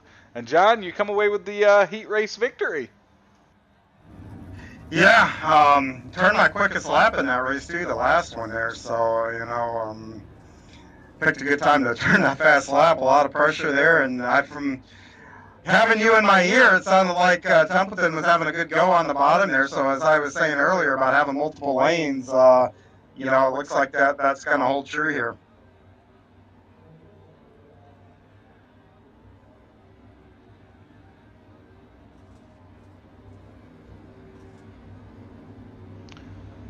Well, you were able to hold that outside line for 30 laps in that feature. Do you think that inside line will be able to make that move and make that pass for the lead? Yeah, I think so. But then I think, like I said, I think the top will come back. So I think you're going to see some Dyson and all that. You know, it's so tough to run 30 laps on the top there, not hit the wall and get damaged. So it'll be fun. But here we go for Heat 2. Heat race number 2 underway. Schatzer out front, Gilbert 2nd, Verstraeten in 3rd. See Verstraeten trying to use that outside line as he'll go around Gilbert for 2nd as they go through 3 and 4. Yeah, and Gilbert's going right through the center of the track. I wouldn't even say that's the bottom. That's the middle. He's making good time there too.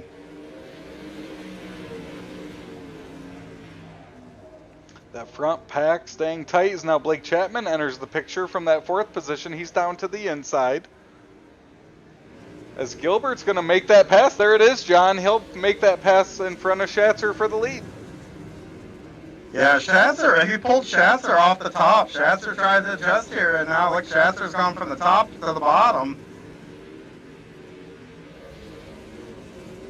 I'm not going to lie, it crossed my mind if I could get down there, you know, because I could hear guys around me, and I can stay committed to that top. I just felt like the runs that you would get coming out of the corners beat whatever gains I can make into the corners. As it has paid off for you, it'll pay off for Mark Gilbert. He'll win heat race number 2. Schatzer 2nd, Verstraeten 3rd. Chapman, Kinsey, your top 5. And just like that, we'll move on to our warm-up session. We'll take a quick commercial break. When we come back, we will have racing from Kokomo.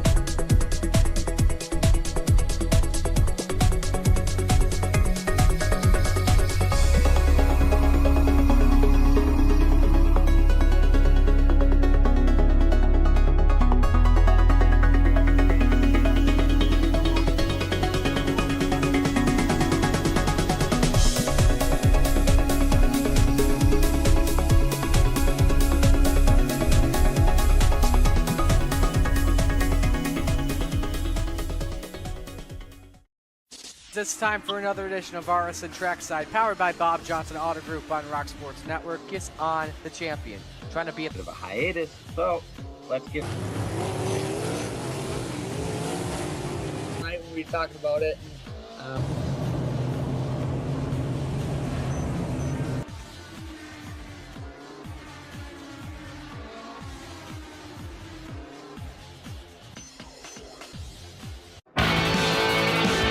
Well, good evening, everybody. Welcome to our weekly race chat. Adam Ross and Clinton Jeffrey are live and interactive every Tuesday night. Rivals Race Chat is your home for race discussion, debate, news, interviews, and more. They'll even take your questions and comments live on the air and talk to some of the newsmakers each week. Tune in every Tuesday night at 8 p.m. on GeForce TV.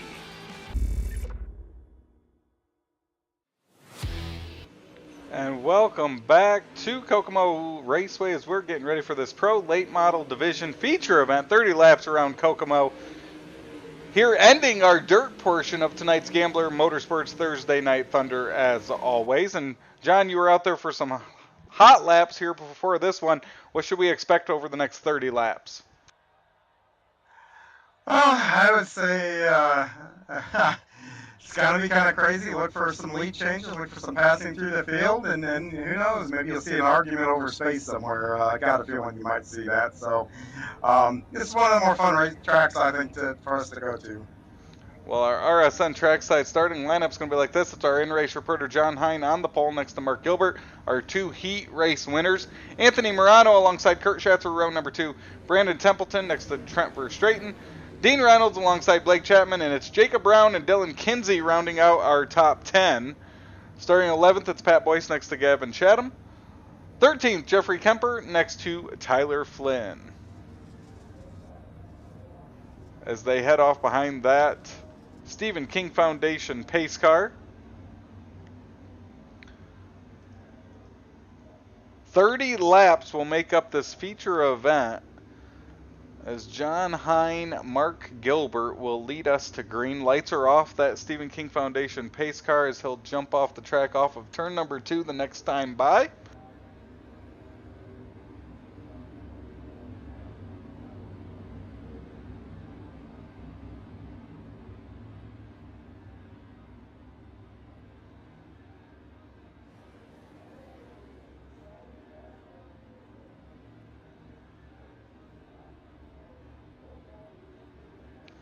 Through 3 and 4, green flag will wave, and we are racing at Kokomo. The Pro Late Model Series heads off into turn number 1, 2x2, inside, outside. John Hine will quickly become the middle of that sandwich between Gilbert and Morano, as it's Mark Gilbert leading lap number 1.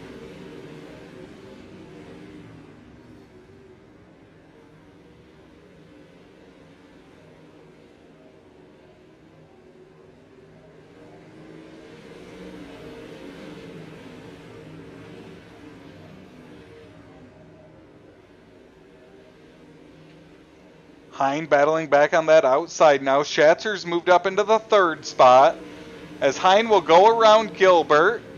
That's for the lead. Great passing here early up front as we work lap number 4 of 30.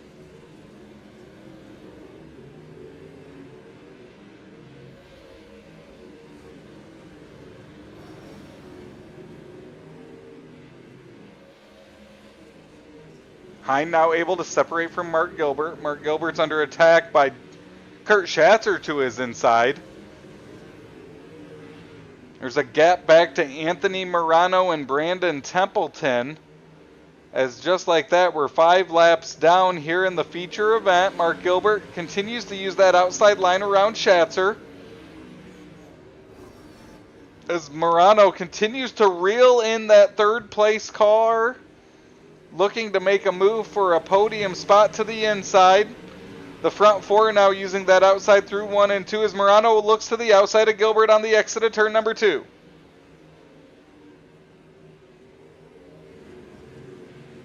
Caution flag will wave. It looks like Jeffrey Kemper involved.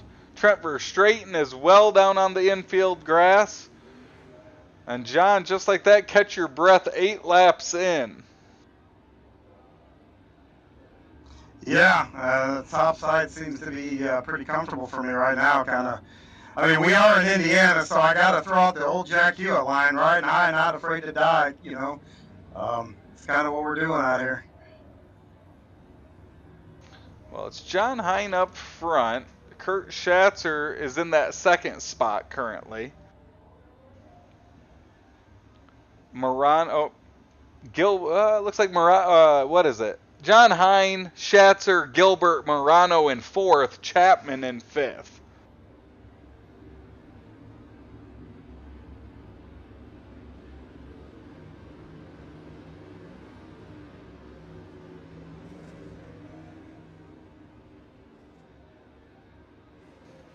So Stephen King Foundation pace car quickly off the track. We'll go back to green here. 23 laps to go here with the Pro Late models. Hine, Schatzer, your front row. Green flag waves. Chapman quickly to the inside of Gilbert. That's a battle for the 3rd position.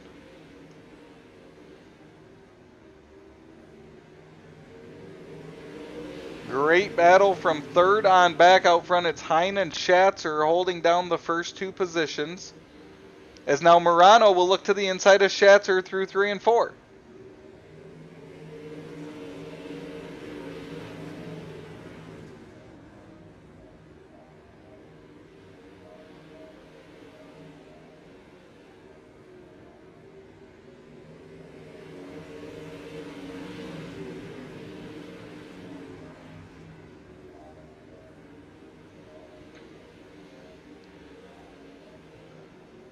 John Hine continues to lead.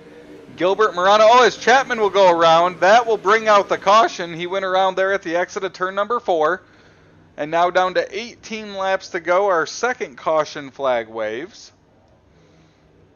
As John, it looks like that outside line's holding on for you at this point with Schatzer and Morano behind you.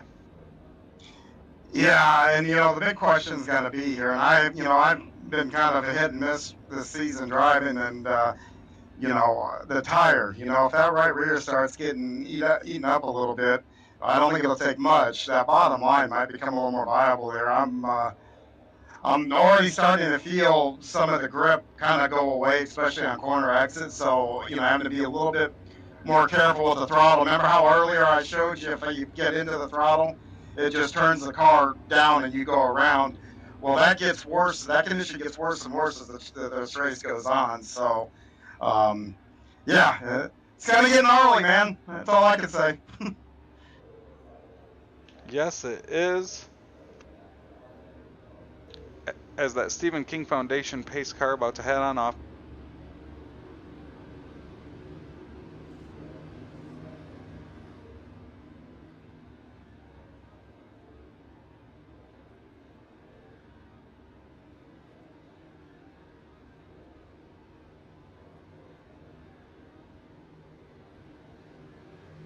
Green flag waves. John Hine takes us back to green. Schatzer in second is again. It's Morano now to the inside of Templeton for the 3rd spot.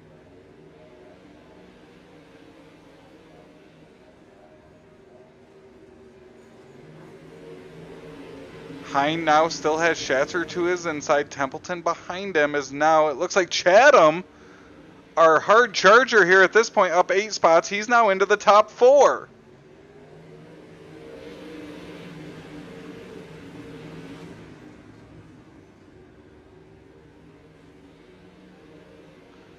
The front 5 get nose to tail as they head off into turn number 3. Now Schatzer to the inside. Templeton looking to his outside. We've got some new players up front here as we're past the halfway mark. 14 laps to go. John Hine continues to lead, but now it's Schatzer, Templeton, Chatham, your top 4.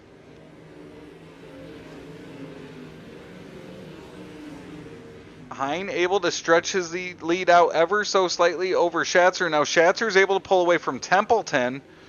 As Chatham's up there, they're all running that outside line. You have to go back to Anthony Morano in the 5th spot as he looks a little bit lower through 3 and 4. And now you've got Verstraeten down to the inside as well. He's trying to move up through the field.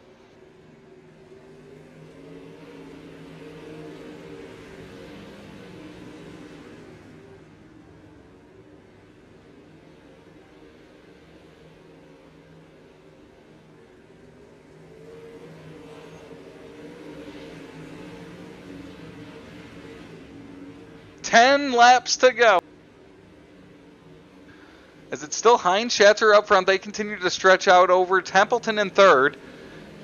As he's got them 3 wide behind him, it's Morano, Chatham, and Verstraeten all battling for that.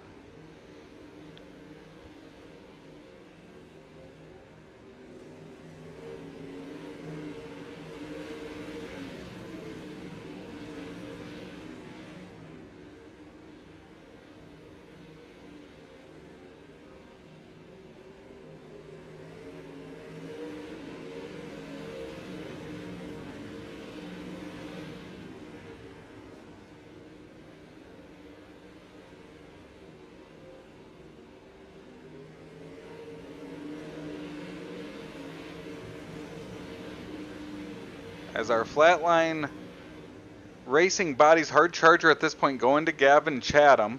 He's up now into the top 4, up 8 spots from his 12th starting spot. As we've got single file up around the outside, you've got Verstraeten down to the inside with now just 5 laps to go.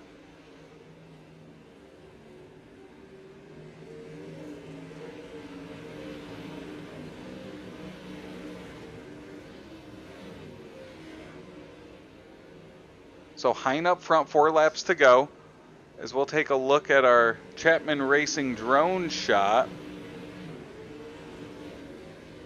Up ahead you see Hines lead over Schatzer. And then Brandon Templeton in 3rd. Then Morano currently outside looking in, as you've got Chatham and Verstraeten battling there for position as well. As now we've got 2 laps to go. White flag will wave this time by for John Hein out front.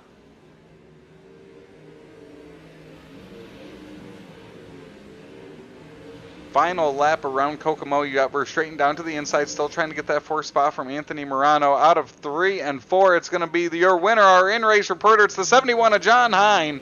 Schatzer 2nd, Templeton in 3rd, Anthony Morano 4th, Trent Verstraeten in the 5th position as the fireworks go off here at Kokomo.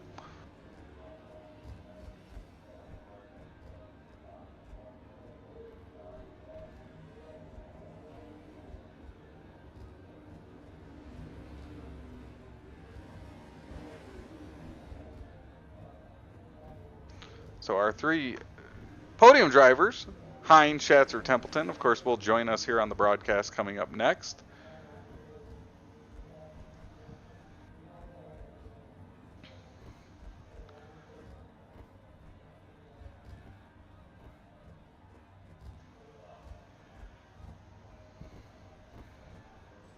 And John, since you're here in Victory Lane and on the broadcast with us, 30 laps, start to finish. You lead us to the finish here and pick up the victory.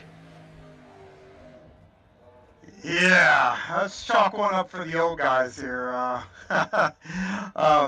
Very cool. It's been a hot minute since I've won one of these, and very cool to be up here. And I'll tell you, you know what, racing Kurt and those guys, we've raced each other for a long time. Nothing but respect for him, and it's fun racing your buddies like that. And man, I hope it was fun to watch. It was fun to watch, and early on though, you did give up the lead ever so slightly for a moment. You went down a lane, but then quickly moved back up around for the lead. Was just that out of the need at that point, and was the quick rebound key to getting that lead back. Yeah, the quick rebound was the key, and I don't know this, but I kind of think I surprised him by coming back on the outside. It was getting treacherous up there at that point, but I went up there. I mean, it was working for me, and and it's so easy to see somebody do something. You think, oh, I should go try that. Sometimes you got to stick to your guns, and it's really hard to do that behind the wheel. And I can tell you, more times than not, I follow the fool's gold, and I go try something else, and it just jacks me up for laps. And tonight was one of the nights where, you know what, I like it up against that wall. I'm gonna go run against that wall and let her eat and see what happens. Well, it was a great run and a great win for you tonight. Who are those people and sponsors you want to give a shout out to? Well, I'd like to thank Bass Pro Shops. They employ me, and so it's nice to get a win with them on the car. And wish everybody to come in and apply for a club card. You get some great discounts, some special events, and all kinds of things throughout the year. You can even apply for those club cards right online. So go out and check them out. Want to say also congratulations to shout out to eSpeed, Extreme eSpeed TV. You guys carrying all this on here. I think you're on the car somewhere. My Gambler teammates. You know what? We're doing a lot of road racing, doing a lot of bonding over some endurance racing, so it's been a lot of fun. I want to say thanks, guys, for that. And last but not least, got to thank my lovely wife. She lets me do this, and I appreciate it. I really appreciate it. Well, that's our in-race reporter and winner tonight here from Kokomo in the Pro Late Models. That's John Hein. As we'll now bring Kurt Schatzer in. Kurt, you come home with a second-place finish tonight. Great run. Really, second half of that race, you were really able to turn it up and get up there behind John. Yeah, it was a real fun race there. John and I hope we made it interesting. I tried my damnedest. I tried everything there on them restarts to. I just couldn't get up out in front of them. I 1 and 2. I could get up beside them. Feel like I could maybe pull like a car length or something, and then he would get it back in 3 and 4. And I tried to give him a little bit of elbow, maybe to slow him down on the backstretch. I think maybe that might have helped, but nah, he was too strong there. John was on it tonight. Especially that last restart. You've got John up ahead that you're trying to chase down, but then behind you, you've got 3, 4 cars all battling for the third position, trying to chase you down. What are you trying to do at that point? Are you staying focused on what's ahead, or are you, the guys behind you, you know they're there? Do they ever enter the mind? Yeah, they were there. My heart was beating there the first couple restarts when I think Templeton and Rondo was right there. They're pretty stiff competition, but and John just kept choosing the high side, and I felt really strong that first lap where I could kind of time the restarts right with him and make 1 and 2 work enough for a lap or 2 to create enough distance on 3 and 4 to where if I wanted to jump up, I could. But yeah, that was about all I had for him. I tried throwing the book at him, but he held off there. 1 and 2 was very tricky. If you just gassed it a little too quick there, it wanted to snap and break loose on you, so I had to hold back from that a little bit and just try to use a little patience with the throttle there. Well, great run. You come away with a second place finish. Who are those people and sponsors you want to give a shout out to tonight, Kurt? Yeah, I got to thank Jay, Dirt Track Bank, everything they do to support racers all around the country. The race team, Hammer Down Racing, Brandon Templeton, Brian Dickens, Joe Halter, Got Your Six Racing Network, Friday Night Lights should be starting up here sometime soon in the future here. Coast to Coast giving us a place to race. My wife and kids for allowing me to do this, and Coast to Coast giving us a place to race, and you come out and doing the broadcast for us. Well, great run, Kurt. We look forward to talking to you again here soon. Thank you, sir. That's Kurt Schatzer, our second place finisher tonight. Now our third place finisher, it's Brandon Templeton. Brandon, you were able to move up through the field really that second half of the race. You were right there behind the leaders. Walk us through that race to the finish. Yeah, the first half of the race, just kind of go wherever you could. I didn't really know what was fastest. I kind of liked the middle, the top had momentum, but for a couple lap runs, short runs, you could kind of pick up a car too if you stuck to the middle or bottom. But, the last 10, 15 laps, it was really just survive on the top, really one of those kind of track position, get your car in position and hold it there, and they can't get by you kind of deals. Try to keep it off the wall.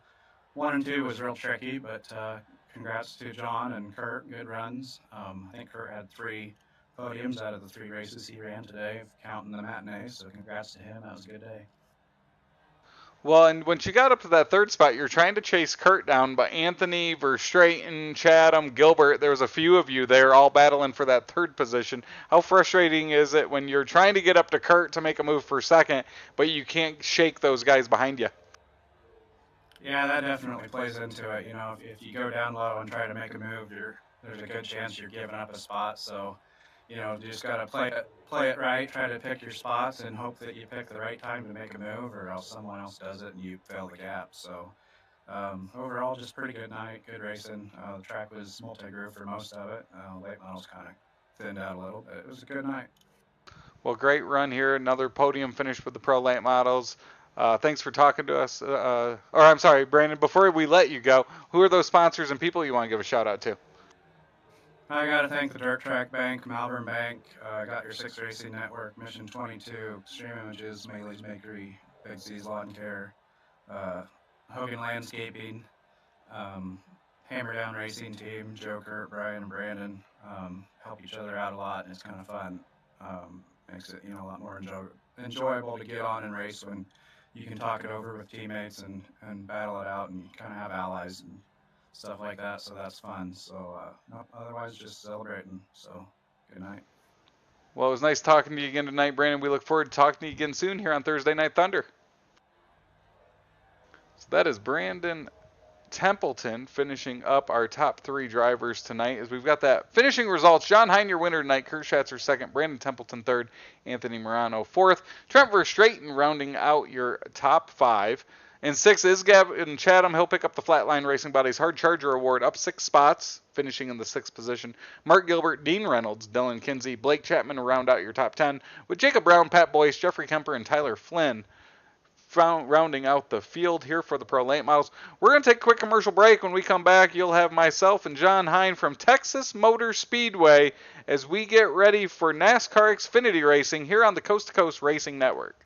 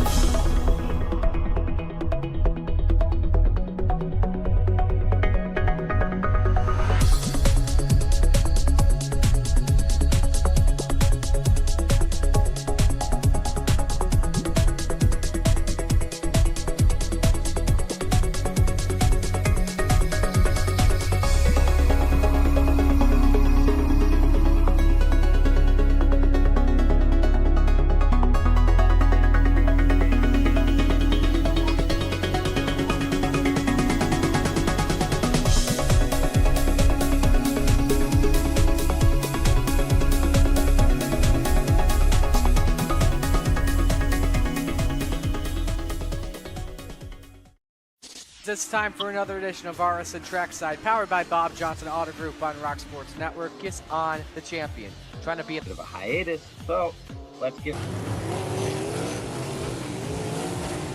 Tonight we'll be talking about it.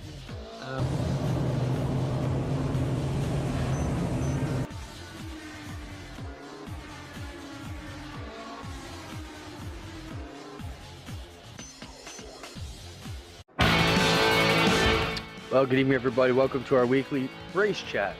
Adam Ross and Clinton Jeffrey are live and interactive every Tuesday night. Rivals Race Chat is your home for race discussion, debate, news, interviews, and more. They'll even take your questions and comments live on the air and talk to some of the newsmakers each week. Tune in every Tuesday night at 8 p.m. on GeForce TV.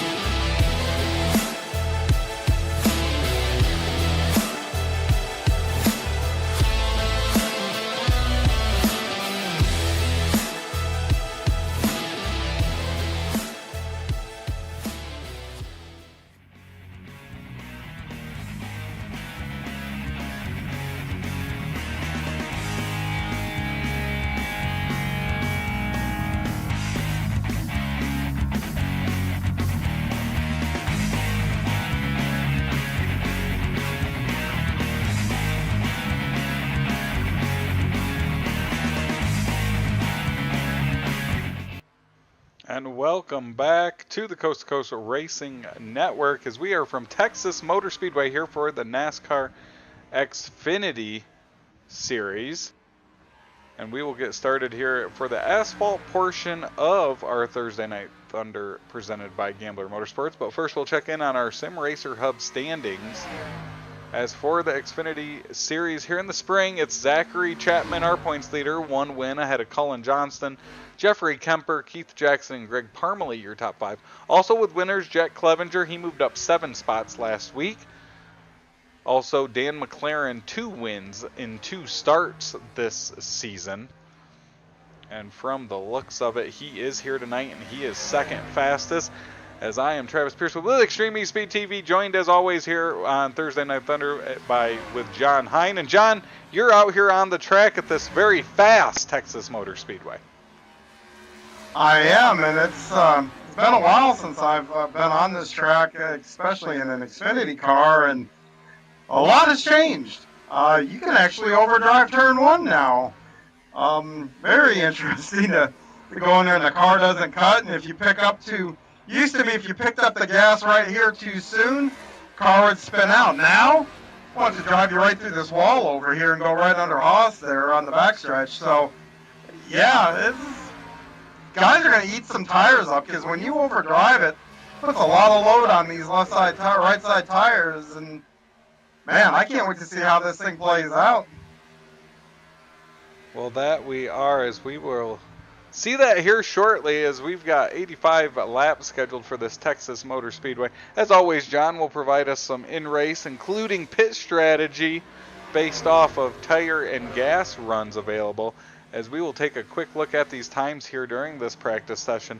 It's Keith Jackson, Dan McLaren, Colin Johnston, Gordon Spain, and Preston Kramer, your 5 fastest. And John, you think of a Texas Motor Speedway race here, and you think, okay, big wide open track, not much, cautions aren't going to come into play, but this is one of those treacherous big fast tracks that guys are going to get loose, contact's going to be made, there's going to be accidents, and that can lead to some cautions both at timely and untimely spots of the race. Yeah, and the reason for that is, you hear people talk about, oh, this is a forgiving track or a forgiving car. Well, guess what? This track, not so forgiving. You get a little bit out, you overdrive the corner, you get that tire mad. Well, not only does it mess up your turn 1, but then coming out of turn 2, you've almost got to come to a stop not to have the car drift out to the wall. Turns 3 and 4, it's an opposite problem there. If you get in there a little too deep or get in the gas a little too early, there's a transition from the banking to the quad oval there, and when you do that, well, guess what? The back end wants to come out if you get it a little bit too, in the throttle too early. Back end comes around and you spin out rather than push out to the wall. So these guys are going to be busy for sure. And, you're going to have to pick and choose where you're good at, which is always creates great racing, because you can be around a guy that you're better than in 1 and 2 because you've got it figured out, but then he can come roaring back in 3 and 4 because he's better than you down there. And all that equals to hopefully some pretty good racing for us. Well, speaking of some good racing, here this practice session, which is wrapping up, we had Dan McLaren, Keith Jackson, our 2 fastest cars during this session, racing side by side. So maybe a quick preview of what's to come here as we move on to our qualifying session, as we will get that tower thrown up here in a moment as cars get out onto the track.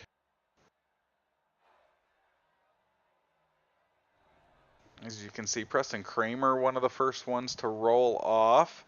Donovan Ross not far behind him.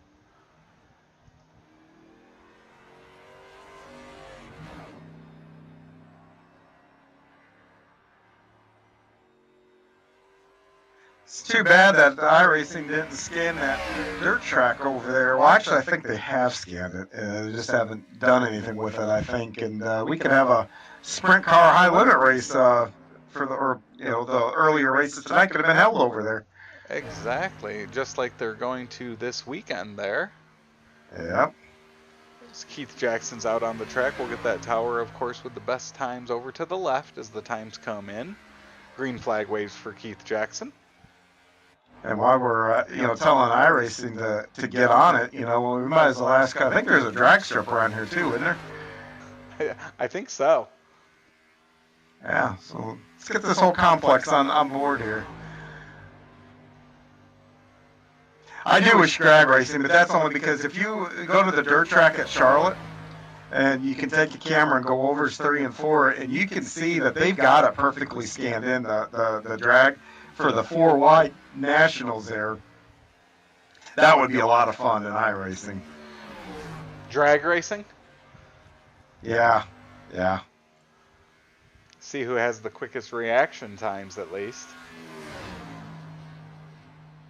Yeah, and I don't know. The thing is, so much of a drag racing, that's where I think it's going to be difficult. You're not setting tire pressures up or moving bars around or anything like you would for most of these other cars. Drag racing is almost all engine tuning. So, if they were to do it, I don't know if they could do where you can set how lean or rich you want your motor to go to generate that power. So, you could, lose traction off the start or have more high. That would be a really cool deal to have to figure all that out. Well, here at Texas, it's Jackson and McLaren continuing their battle at the top of the charts. And was looking through, Zachary Chapman, our points leader coming into the night, not here tonight for Texas. Yeah, Zach, I think Zach is retired. That's about the only way I think I can put it. So I don't know that you'll see Zach back in the car this year. So and it's his choice. So nothing bad happened behind the scenes or nothing like that. So yeah, I think he's just going to kind of relax and concentrate on broadcasting. Very cool. As you see, Kyle Moonen shoots up to 4th fastest. Gordon Spain's the last car, and he's done as well. So Kyle Moonen will be the last car here for qualifying. As it's Keith Jackson, Dan McLaren, Mark Gilbert, Kyle Moonen, Colin Johnston, your top 4. So Moonen looking to improve on his speed. See if he's able to do just that. And he will. Top of the charts. Last car, John, will shoot up, and Kyle Moonen will be our quick time here at Texas. Might as well save the best lap for last, as Kyle Moonen will start on the pole position next to Keith Jackson. Yeah, Kyle was around, I'm pretty sure he was pretty close to the Lima Land Speedway there, which is dirt, and I think he's using up his dirt cred here. What the heck, man? He's not driving it like a dirt guy. Yeah, I guess we could call him the Kyle. We call him the Kyle Larson of C2C, I guess. Well, I was thinking a lot of these dirt guys that have now taken on some asphalt aren't they can't hide that they don't have skills on the asphalt anymore. No, they sure can't, and that ain't good for them, if you hear me kind of bagging on them a little bit, it's just out of jealousy, that's all. So we will wait here. This qualifying session will end in about 30 seconds, and we will have that starting lineup presented by RSN Trackside for tonight's main event here for the NASCAR Xfinity Series, rounding out our Thursday Night Thunder presented by Gambler Motorsports, and another week of racing will come to an end here on Coast to Coast Racing League.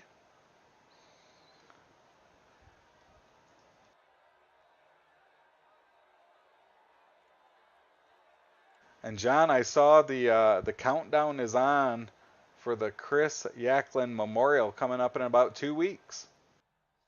Absolutely. Our charity events are always well put on and put on some really good racing, but most importantly, we've raised a lot of money. I think I saw somewhere we've raised probably over $30,000 for different charities over the years. So, and Chris, the Mission 22, a great cause and everything that the money this time is going to go to. And I know C2C as a whole and the drivers are all honored to be a part of it. Well, also honored to be a part of tonight's NASCAR Xfinity Series event. Is that starting lineup's going to look like this. It's Kyle Moonen, Keith Jackson, row number 1. Dan McLaren alongside Mark Gilbert, row number 2. 5th, Colin Johnston next to Jeffrey Kemper. Jack Clevenger 7th alongside Donovan Ross, and rounding out the top 10, it's Preston Kramer next to Gary Offit. Gordon Spain will start in the 11th position next to Jeremy Tate. 13th, Terry Landis next to Jacob Butcher. Stephen Bixler in 15th alongside Pat Boyce, and rounding out the field, our in-race reporter, John Hine. Yeah, and I'll just tag behind the field here. I'm not going to get up here and race and do the broadcast at the same time. That you know, these things go so fast, and like I said, not forgiving. You know, you don't want to mess somebody else's race because you're running your mouth. At least I don't. Well, you give us good insights while you're out there on the track, and then as always welcome in the booth. As we get rolling here off the front stretch, and we've called quite a few of these Xfinity Series races now here at Texas, John. Yeah. And we've seen some great racing here on this track. Which, you know, we were talking about the NASCAR Cup Series in real life earlier, and the Xfinity Series continues to be great racing. No matter where they go, whether it's Martinsville or even Texas, that's the best race of the weekend normally now at that track. Yeah, and that's another problem that personally I think NASCAR has, is right now the Xfinity cars are harder to drive than the Cup cars, and no one says that the NCAA is harder than the NFL, I like to see that kind of change, and and that's I don't want to get up on the soapbox, but yeah, they really got to do something with those Cup cars. Give them the power. Come on, unleash the 900 horses for them. Well, we're about to unleash some horsepower here as they go behind that Stephen King Foundation pace car. Green flag set to wave. And our Xfinity Series here for Thursday Night Thunder about ready to go. As that Lucy Olson green flag will wave here. Green flag, Kyle Moonen, Jackson lead us to green at Texas.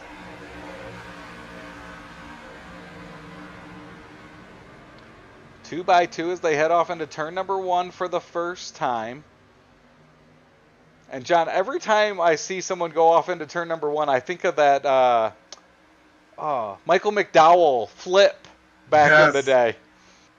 Yeah, when he hit that speedy dry and just pounded that wall, and I don't know, he had to roll 18, 20 times, and I think he wound up not quite halfway down the backstretch, but he hit the wall in one, and he ended up quite a ways down that backstretch there. As lap number 1 here will come down, Moonen will lead, McLaren in second, Jackson third, Gilbert in fourth. So Gilbert here in the second half of this Thursday Night Thunder putting together a nice evening as he was running up front during that Pro Late Model event, as well as McLaren looking to the inside of Moonen here for lap number 2. Yeah, I'm already seeing a lot of guys, that push that I was talking about out of turn 2. I keep seeing puffs of smoke throughout the field. Guys are coming off of that corner, and that nose is just shoving. Watch for those guys to have a real problem with tire wear probably a little bit later on. And talk us about that, John. Here at Texas, with these high speeds, what kind of tire wear are we expecting here tonight? I think I would say pretty high tire wear. I mean, I did a long run in that little practice session there, and probably about 15 laps in, all of a sudden, I was really having to back the corners up and be careful. The front grip was just going away. So I don't know that they're going to be wearing the back tires, but that right front tire definitely tonight I think will take a pounding. And is there anything you can do with your driving style that will help kind of conserve that right front? Yeah, back your corners up a little bit, kind of feather the throttle, drive it straight out of the corner. If you're coming out of like turn 4 or whatever, and you're throttled down, but you still have a lot of wheel, where that nose, the nose is shoving, or turn 2, that nose is shoving. Yeah, that's gonna kill that right front. You want to stay straight with no push. Well, back here in the field, we've got Donovan, Ross, Tate, Butcher, Offit. They were racing side by side there for a moment, as they'll now get that sorted out. Up front, it's still Dan McLaren, as just very quickly, 5 laps down of 80 laps, 80 to go here at Texas. Dan McLaren's your leader. Yeah, Dan's always strong in these Xfinity cars here. With Zach taking a sabbatical, the door's wide open for Dan to take hold of this championship and maybe bring it home for himself.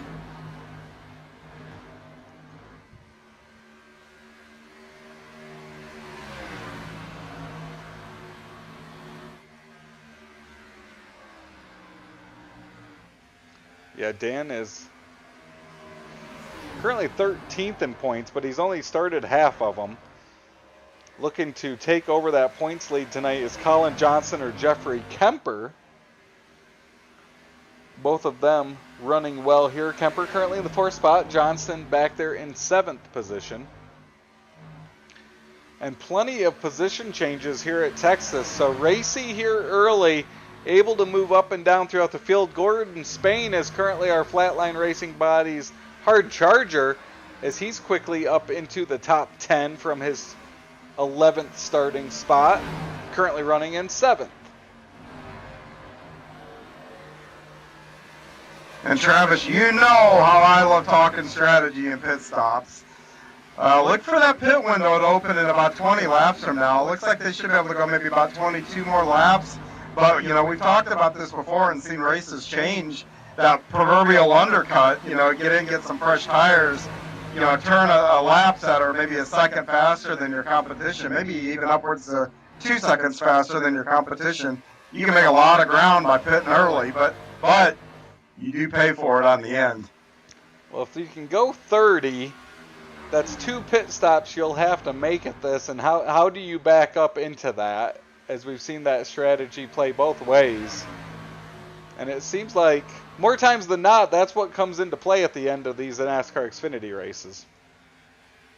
Yeah, and we've had a strong start here. You know, guys are, it looks like, minding their P's and Q's out in front of me here and giving room. So, you know, this has got that feel of a long green flag run.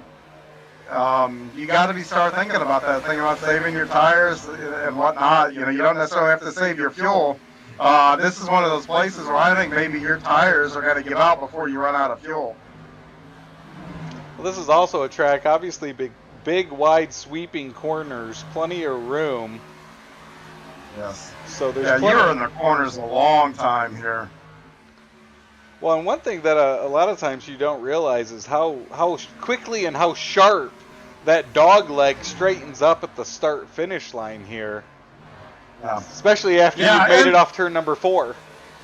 And, you know, it's not really talked about enough, too, but you know what? The two ends of the track are different. I know it's an oval, well, a quad oval, and theoretically the corners should be the same, but there's more banking down in 3 and 4 than there is 1 and 2, so you have to drive. You got the quad oval, like you said, where that banking coming through there, how it narrows up. You've got 3 distinct challenges around this track that you've got to navigate. As we watch Terry Landis hold off Preston Kramer here down the backstretch. Of course, there's Big Hoss on the backstretch. I always like when they use those for like Mario Kart at Charlotte in Texas. You know, speaking of Mario Kart, my mom, who lives in Michigan, and, you know, our old stomping grounds, I guess Detroit is getting a Mario Kart Super Go-Kart track being built there. Oh, heck yeah. Like, goes underground, comes up. You know, I looked at the article. I'll have to forward it to you a little later. But, man, I'm thinking now I might have to, my mom lives on the other side of the state. I might have to just yell out the window, hey, Mom, and keep driving over to the eastern part of the state now. It's so funny. There's a meme out there where it talks about how people that grew up with Mario Kart, their kids are now asking them to play, not knowing that they've got 30 years of experience now. And that is 100% my wife and I with our kids. When they want to play Mario Kart, it gets very serious in the Piercefield house. And you have the one where you can drive the little carts around, you know, got the camera and you're sitting there watching it on TV? No, but that thing looks awesome. My brother-in-law has that for his family, and I've got to do that, and yeah, it's cool. And that's one of those where dads out there will understand this, but you get it on box and you got to try it out to make sure it works right for quite a while. That's awesome. No, Mario Kart is still going strong. I recommend it. You and your family, you'd thank me for it if you went out and got it. Well, running well. I probably would have done it. But my kids, I don't know, they kind of like to mess with people and cats, and I could just see them chasing the cats around with the Mario Karts. Well, I've got my kids are converted to who to root for based off of mine, which I'm a big Wood Brothers fan. So normally that's the first question is where the 21 is, which is nowhere near the front this year. So I'm trying to at least sway them towards a winner. As a winner right now is Dan McLaren out front. He's got a 2.5 lead over Keith Jackson. As we'll go through the field here, Dan McLaren leading. He took over on lap number 2. Keith Jackson in second, right where he started. These two cars been fast all night long from the warm-up session to now. Our pole sitter sits in the 3rd spot. That's Kyle Moonen. Gordon Spain, he's our Flatline Racing Body's hard charger at this point of the race, up 7 spots from 11th to 4th now, as he has gotten in front of Jeffrey Kemper, who rounds out our top 5. Colin Johnston, currently 3rd in points, runs in the 6th position as he's trying to hold off Mark Gilbert and Terry Landis right now. And then rounding out our top 10 is Preston Kramer in 9th and Jacob Butcher in the 10th position. Yeah, the tires right now, Travis, are going through that transaction here. So guys are having to start doing things different than what they were doing 5 laps ago. Rather backing the corners up, waiting a little longer before they pick the throttle back up. So, right now guys are adjusting. So anybody that's side by side, that could prove interesting. This is where guys make a mistake, think they can do something that they can't any longer. Well, we are there now, working lap number 20. So about just shy of a quarter of the way through this one. And Dan McLaren continues to lead.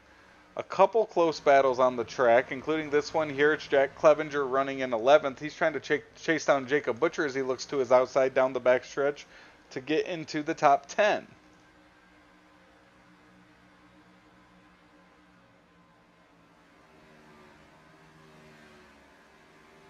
Preston Kramer up ahead of him.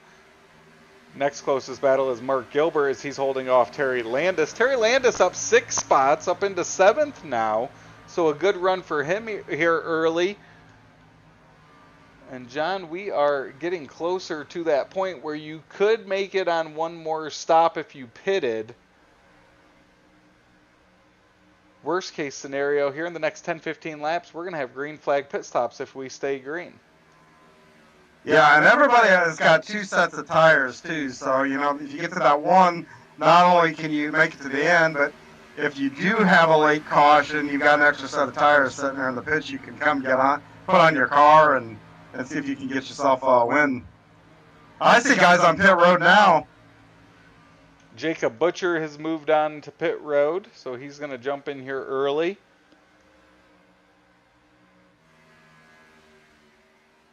Now it'd be interesting to see what his lap times are once he gets out and gets a lap in compared to the leader. As he's now making his way back up to speed.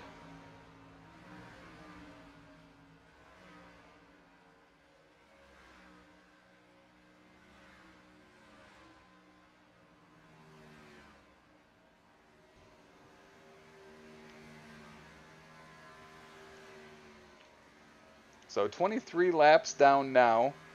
Nobody else here at this point coming down pit road yet. Second group staying up to speed, third row. And Johnny, can you kind of walk us through? That is a quick transition onto pit road here at Texas. Oh yeah, it is. I looked at that right as you were saying that, and usually in practice I try to make an attempt to get to pit road. If you're in a pack, and these guys are all on the comms, so they can let people know when you're going to pit road, but that still get pretty hairy down there if you're in a group. Well, I'm looking, no one has come down this lap here. And Jacob Butcher just passed me like I'm standing still. So his last lap a 31.35, the leader a 32.94. There you go. The back half of the field in the 33s. Looks like Pat Boyce went to the pit road too now. Bixler went down there with him as well, so some salty dogs making their way to pit road together. Is it still Dan McLaren out front? Kemper and those guys, I was going to say, those guys have to be planning on making 2 stops. That's a long, long way to go on one more stop with the amount of tire we have left. So they will make their way out. Bixler and Boyce now making their way back out onto pit road. Dan McLaren still leads. And Keith Jackson slowly reeling him back in. That's now down to 1.2 seconds. It had ballooned almost to 2 seconds at one point, and it's now under 1 second. You know, as a driver too, that's a really good feeling, but you really have to stay disciplined and not get greedy and think, hey, I took 2 tenths last time. Let me try to take 3 tenths out of this one.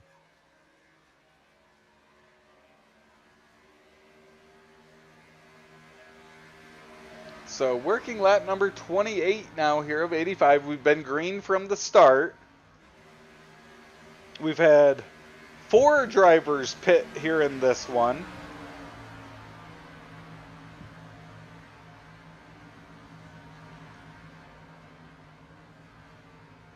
As Butcher, Boyce, and Bixler have pitted, they're all 1 lap down still. As you see, Kemper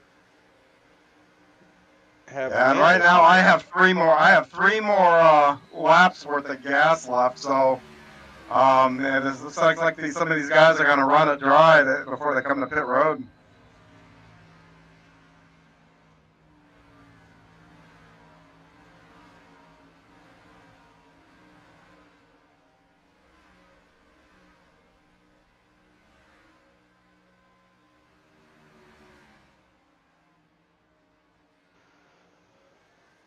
See, Kyle Moonan's on pit road.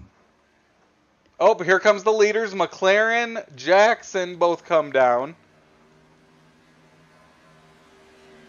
Gordon Spain pits from 3rd, so the lead will go to Mark Gilbert.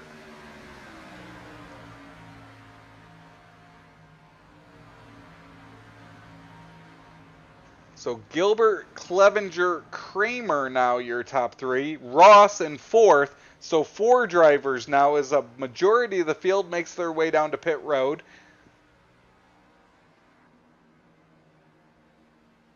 And those 4 drivers, John, that have stayed out are all in the 33 to 33.5 second lead. And there comes Gilbert. So the leader's pitting now. Jack Clevenger coming down as well. Preston Kramer and Donovan Ross. So the entire field here pitting here by lap number 30. Yeah, and I'm thinking, that was basically a fuel run. I'm actually surprised, at least my tires. Oh, and I got caught speeding on pit road. I was going 2 mile an hour over. It should be a drive-through. 40-second. Call-outs have been a big deal here, but I'm calling iRacing out. They gypped me. They're out to get me. Spoken like a true racer. As we've cycled around, Dan McLaren, Jackson, and John, that move by Butcher is going to move him up into the 3rd position here now after we've cycled through. Yeah, it sounds like it's getting pretty serious up there. And now, when you're racing guys, that's something else, you think about. You're trying to get all you can get. Oh, caution. Oh, man. I wonder what this is going to do for me in the pit in here. But I don't know where the caution's at. It's Kemper on the middle of the backstretch. He's got damage to the front, side, and back of his 181. Oh, no. I forgot to uncheck my tires.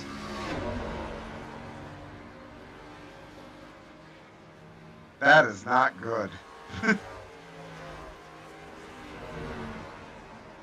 So the caution comes out right after we cycled through green flag pit stops, and the only person here with troubles is our in-race reporter now, John Hine.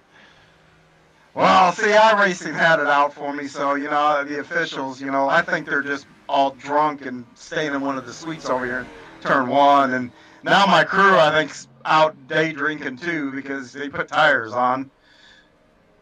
But, you know, I'm listening to Dan McLaren. Dan McLaren's saving gas. So at this point, you'd be looking to go 52 laps? He pitted, well, even more. He pitted on lap 29, so. Yeah, I've parked the old 71 East Breed Toyota Supra for the day here. We've got all the information we need to out of it, you know, pit strategy, all that kind of good stuff. And plus, what you were talking, sounded like it might be a little bit more fun to watch these guys race. It was at that point, but now we're going to stack them back up. It had gone through that green flag run where it had them stretched out with some intervals between them, but we'll just do away with that now and stack them back up. So, cautions breed cautions? I think I've heard a wise man once say that. It's debatable how wise, I think. It is. Well, no rain, so no vortex theory needed here tonight at Texas.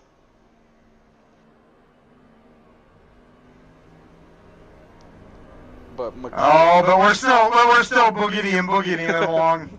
That is true. So we'll get them lined back up here. It's McLaren, Jackson, Butcher, Spain, Gilbert, your top 5. No one's pitted here under this caution. Actually, nope, that's a lie. It's Colin Johnston did pit on this caution as the pits opened up. And we'll see, John. We've seen races here for this series at Texas where there have been a lot of cautions, but as we normally see, if we're able to get the first 3-4 laps in, they get spaced out far enough where close contact isn't as rampant as it is on the restart. No, and by that point, everybody kind of goes back into, all right, let's just, I've got what I've got, and let's settle in here, take care of my stuff. But those first 2 or 3 laps, getting through those green are easier said than done, because that guy that you've been trying to pass for 20 laps is now right in front of you, and you got a chance to snooker him. And sometimes that can lead to bad decisions. I've made those bad decisions, so not calling anybody out on that front, but yeah, drivers by nature are greedy, and nothing can pique that greed more than having that position in front of you right there.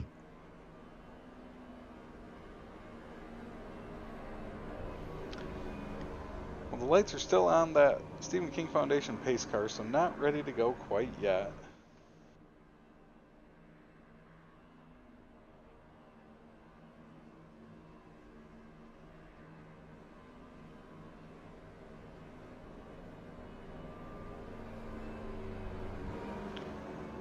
As McLaren will continue to lead, he's led all but 2 laps.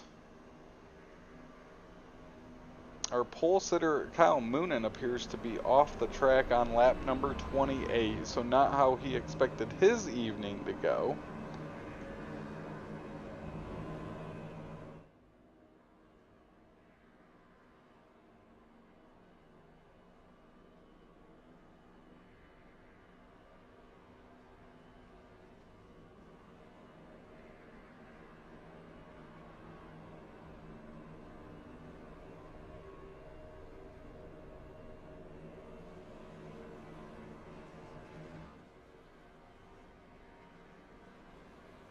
As they'll get double file lined up here, getting ready to go.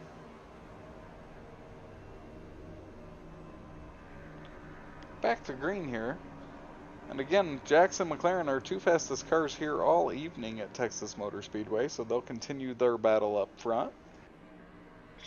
Back in row 4, you got Terry Landis, and he's in that Yoo-Hoo car, and every time, and then Terry, if you listen to this, every time I go through work, we have Yoo-Hoo candy bars there at Bass Pro, and every time I look at them, I always think, think of Terry. So it's like almost daily. One time at work, I think of freaking Terry.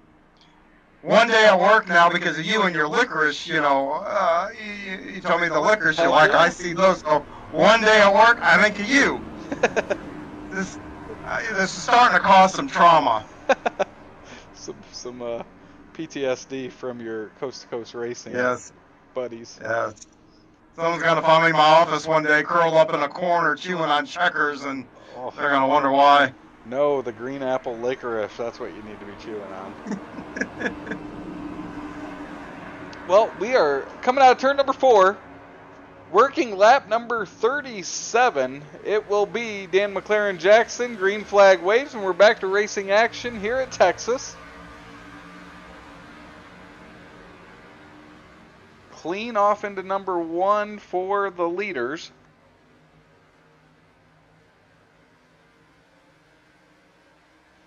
And that Gordon Spain, that 38 machine is fast here tonight, John. Yeah. Yeah, he's doing a really nice job here, and and he's being smart. It looks like being patient. It looks like he's not pushing. He's keeping the leaders in touch.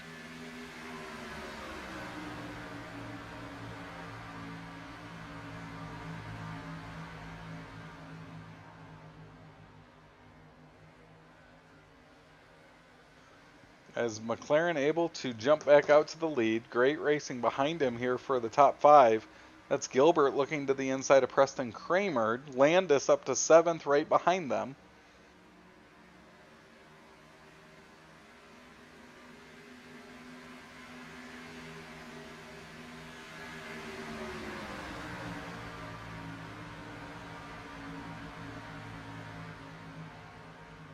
It's a good side-by-side battle for 5th back here.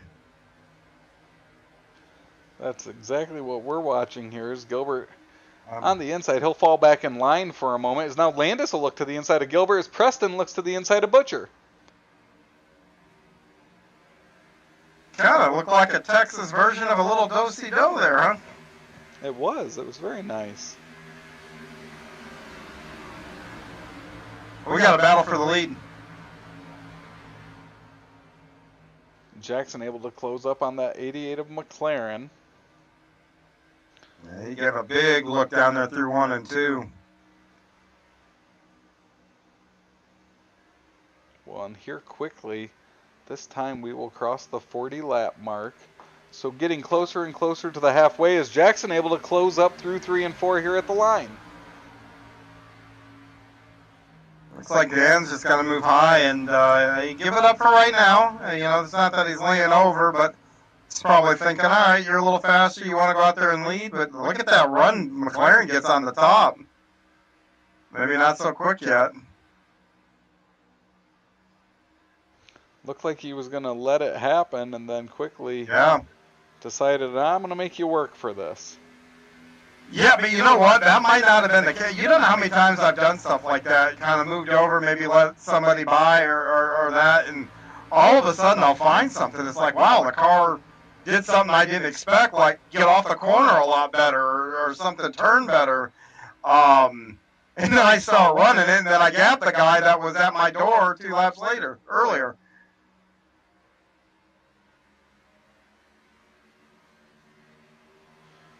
And you can see that front 3 have broken away from the rest of the field. It is almost 4 seconds from Gordon Spain in 3rd back to Preston Kramer in 4th, which now Terry Landis has moved into the top 5. So his good run tonight has continued.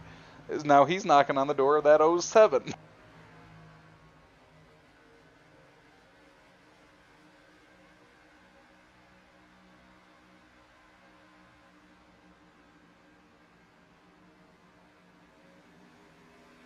I sure hope Judy's watching, because Terry's putting on a show right now, and Jeff Kemper's kind of joined this fight, and he wants some of this.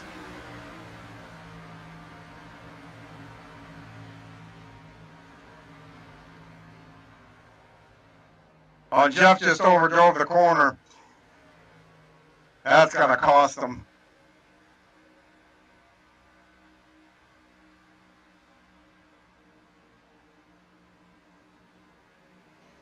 Kemper able to close that gap. He really closed up on that 0-4 on the last time on the exit of turn number 4. He's going to do it again here, John.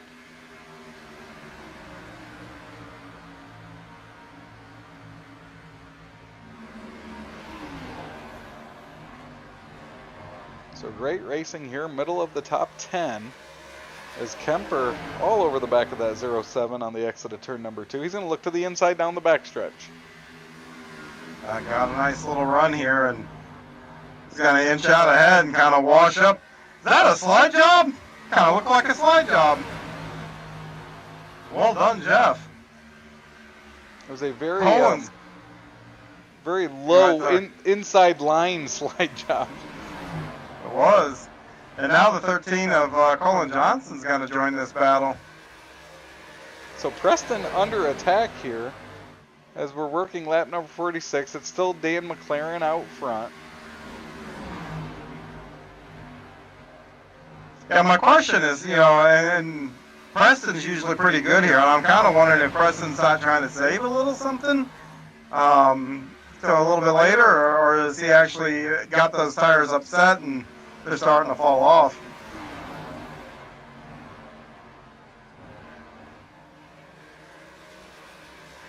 And now Donovan Ross will enter this party here as he's looking to the inside of Colin Johnston now. And Ross is, I apologize, Ross is one lap down. He has a look of having fresher tires. I just looked, he pitted on lap number 33, so about 4 laps. 1 lap on Colin Johnson, who he just passed. But up front, still Dan McLaren. He's still got Jackson. Jackson's closed back up on that gap and on that bumper of 88, so we'll see if he's able to make a move here for the lead this time.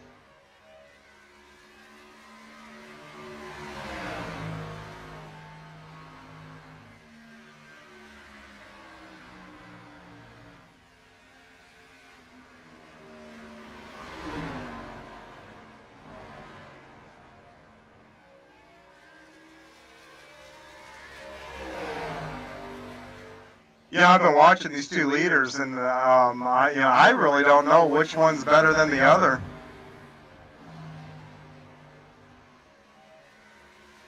You see Dan is able to keep it down on that white line through 3 and 4 especially.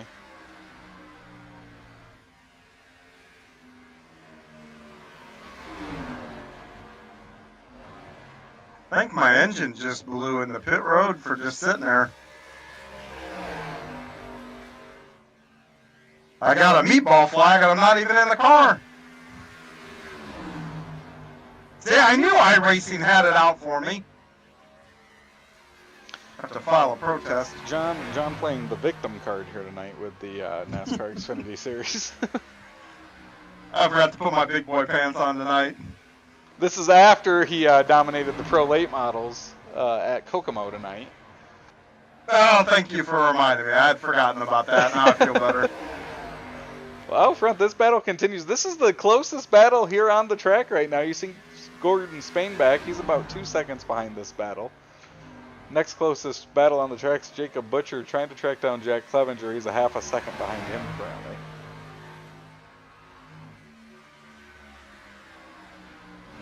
As Pat Boyce quickly gaining on Gary Offit. This is a battle for the 10th spot. As his run has stalled out there as he was tracking down Gary, as we'll go back up front where McLaren still leads Keith Jackson as we've got 52 laps in the books.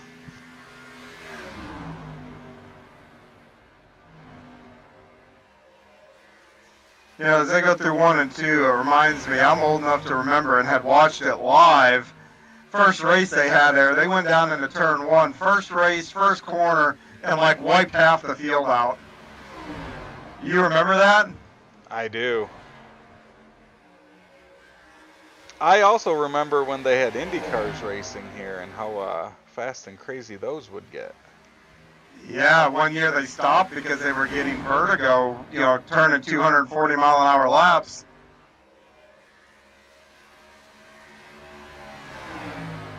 You got to change for the lead. As Jackson will take it over, he will lead lap number 53. Crossover. You got a lap car, they're going to go 3 wide through this corner.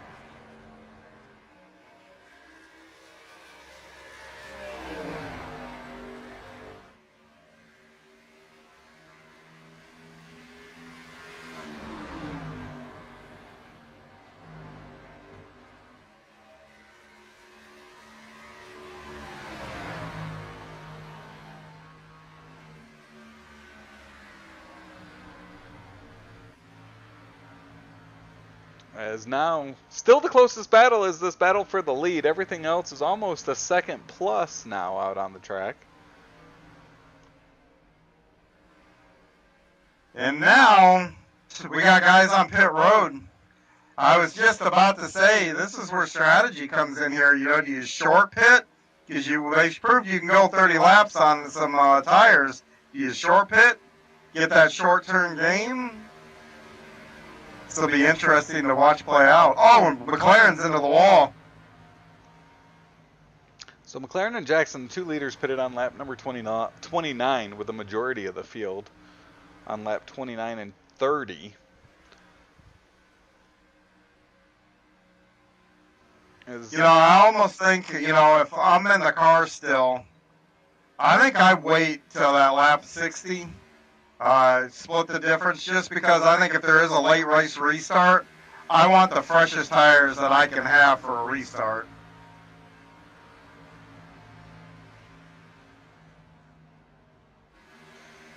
That's if there's a restart. Well, looking through the field, here's a tight battle. 0.3 of a second. Jack Clevenger behind Colin Johnston. And then Preston Kramer up front. He's trying to hold off Mark Gilbert. Mark Gilbert, a great runoff too. He'll be able to pass Kramer by the time they head off into turn number 3. So Mark Gilbert will move into the top 5.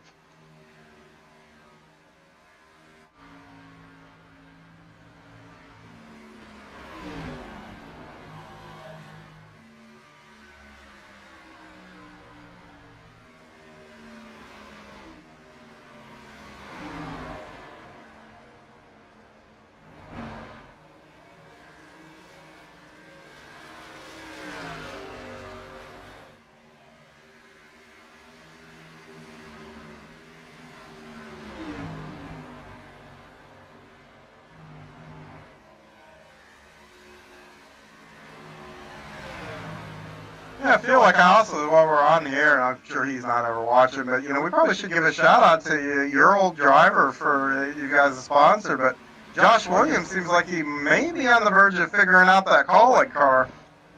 Yeah, definitely. It took a little bit longer than I think he wanted it to. Oh, I'm sure it took longer than any of them wanted to. But yeah, no, he had a 12th place finish and now a top 10 at Martinsville, so hopefully good things to come. It's good to see that.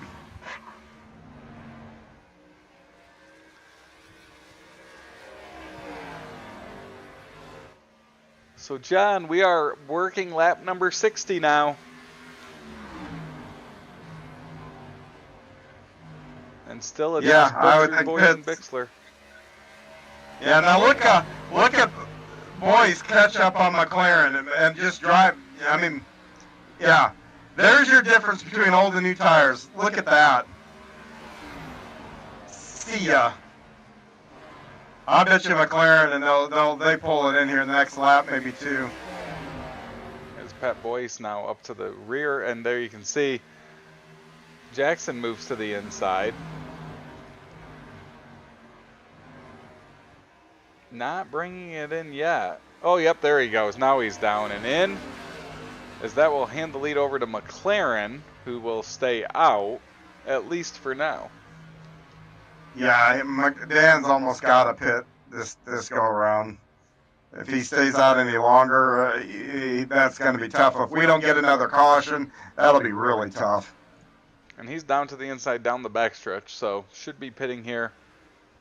He, Gordon, Spain, Gilbert, Clevenger, Johnston, Ross. The remaining 6 guys not pitting during this cycle, as here comes McLaren down pit road, along with Spain. Gilbert will stay out. So will Clevenger.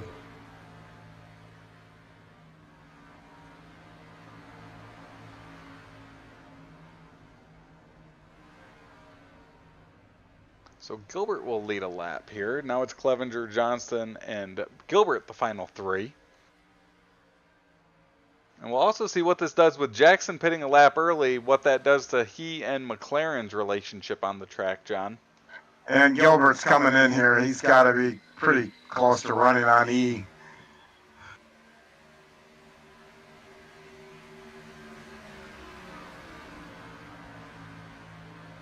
And there's your difference right there. They're side by side, and boy, look at that. Remember how close they were when they came in? Now look at that 1 lap difference.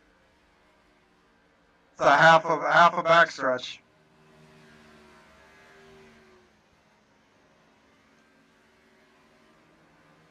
As Clevenger will make his way to pit road.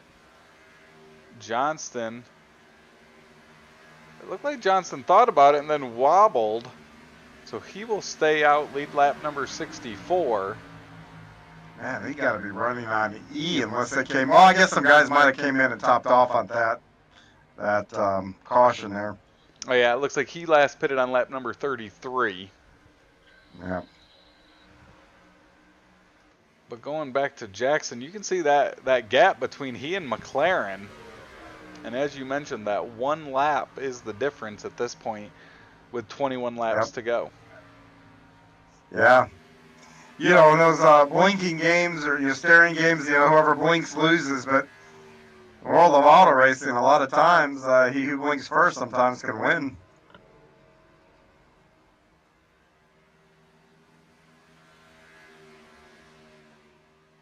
So this will hand the lead back over to Jackson. McLaren second, Spain third.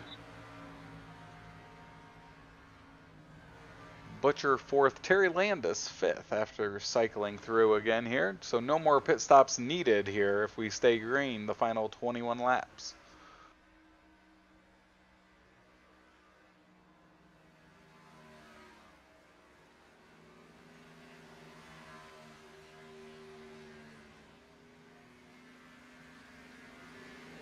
So Jackson leads by 2.4 seconds over Dan McLaren.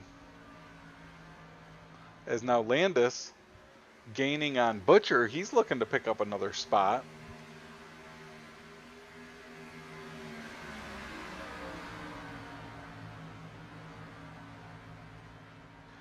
And with that pass on Butcher, Butcher and Landis now both up 9 spots. Landis currently running in that spot for our Flatline Racing Body's Hard Charger Award.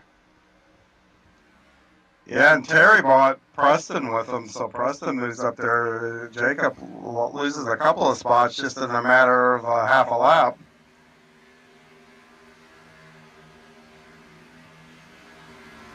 And this is one of the closest battles on the track. 0.4 of a second, almost half of a second right now.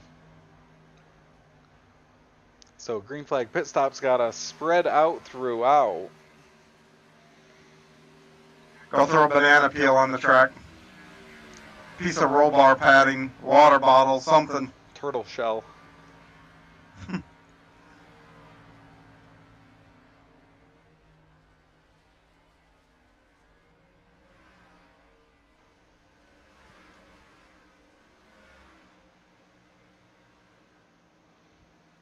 As you can see, Jackson now move around Pat Boyce. So before the green flag pit stops, Boyce was the one with fresh tires. Now it's Jackson that goes around Boyce.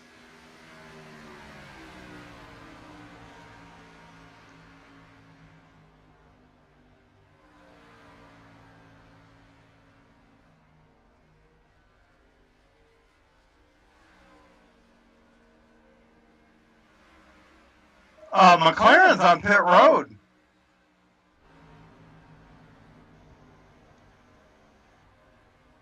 And he's pulled off there. Yeah. I'm going to go back and see if I can find what happened to Dan. So that will separate the front two even more. Gordon Spain will move up into second, Terry Landis into 10th. Gordon Spain 5 seconds behind Keith Jackson. As that battle between Preston Kramer and Terry Landis continues to be the closest contested battle on the track. You know, I can't see anything happen to Dan. I hope it's one of those things where everything's all right at home kind of thing.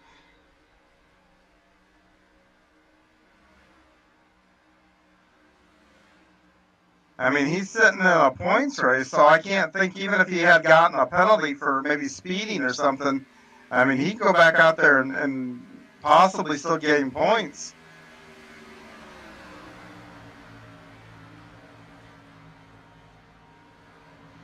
So you can see Terry Landis starting to separate from Preston Kramer. Out front, still Keith Jackson. 13 laps to go this time by. Cars spread out all over this Texas Motor Speedway track at this point.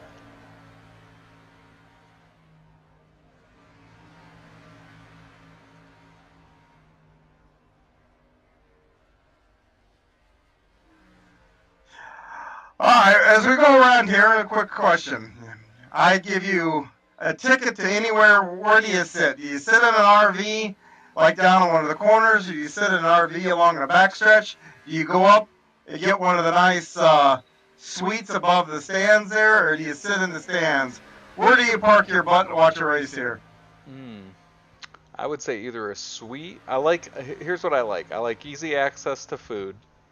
And I like a private restroom. Those are my two things when I go to sporting events. So I would do either a bus over there on the backstretch as my number 2, and then number 1 would probably be a suite here.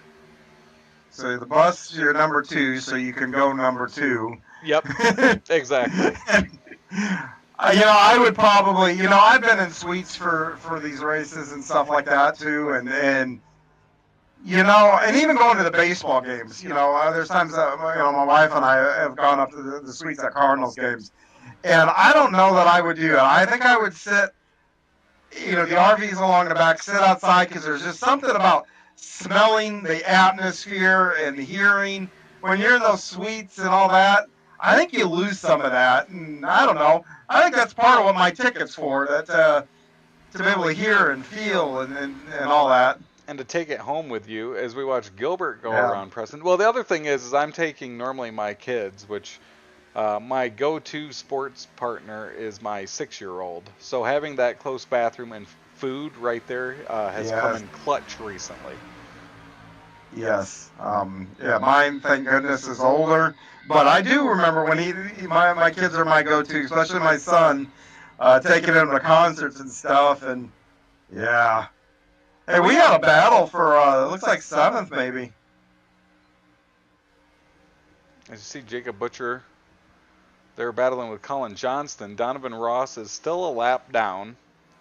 But Clevenger, there's an 8th, so he's going to make a move for the 7th position on the inside of Butcher here as we come to 9 laps to go.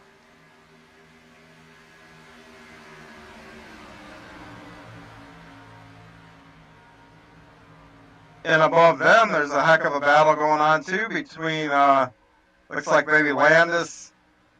Landis, the 17 there of Gilbert and Kramer. So Gilbert will move into the top 3. Right now, Gordon Spain's up 9 spots into 2nd, so he's our Flatline Racing Body's Hard Charger awardee right now. Of course, the top 3. Terry must be running low on Yoo-hoo. Well, also, top 3 get to talk to us at the end of this. So, if that's not enough incentive to get up in there to the top 3, I don't know what else would be. As those tight battles here wind down quickly, but now Clevenger looking to make gains on Colin Johnston for position. Ross, again, a lap down in between them there.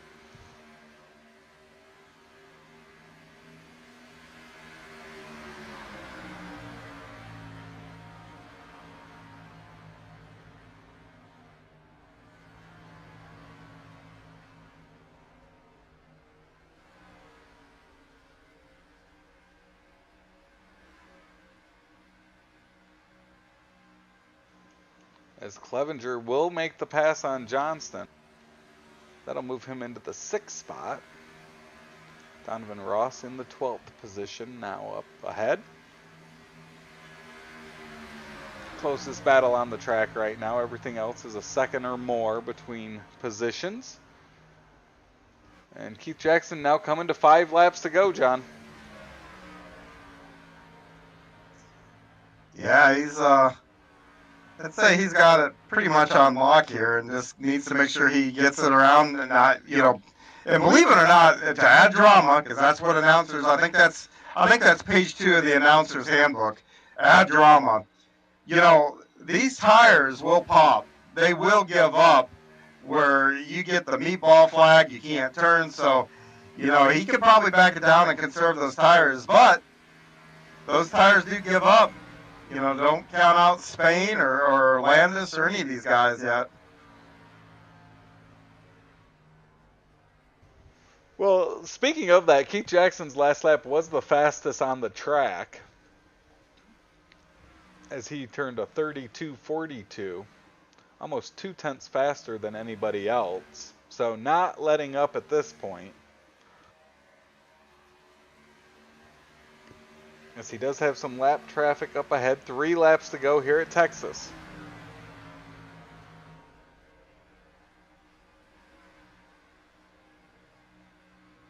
Clevenger still holding off Johnston.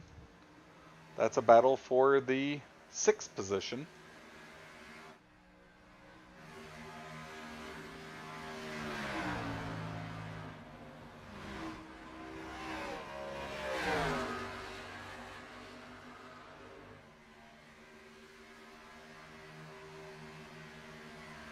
Two laps to go at Texas.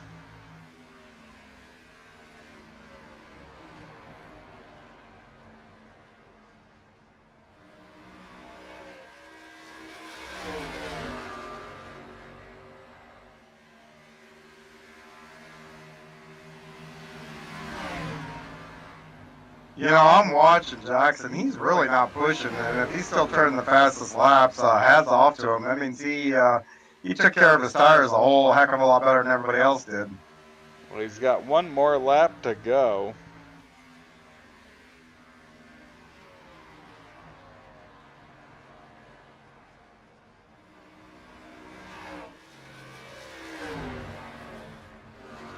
As he makes his way down the backstretch for the final time.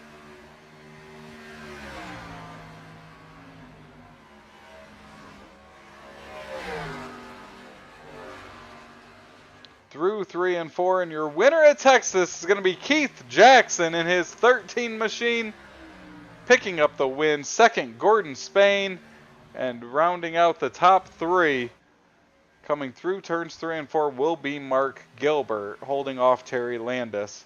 Gordon Spain will be our Flatline Racing Hard Charger, up 9 spots, coming home a runner-up. At the end of the night, it's going to be Keith Jackson, your winner.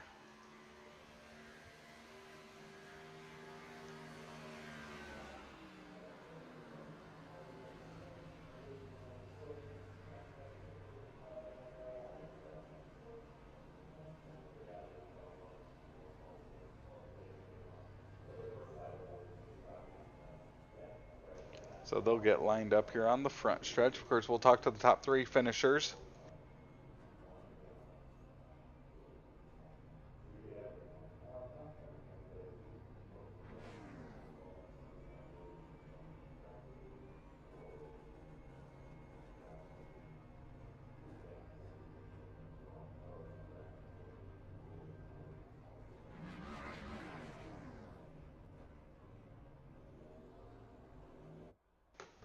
As they pull on off the track, we'll pull up those final results for tonight.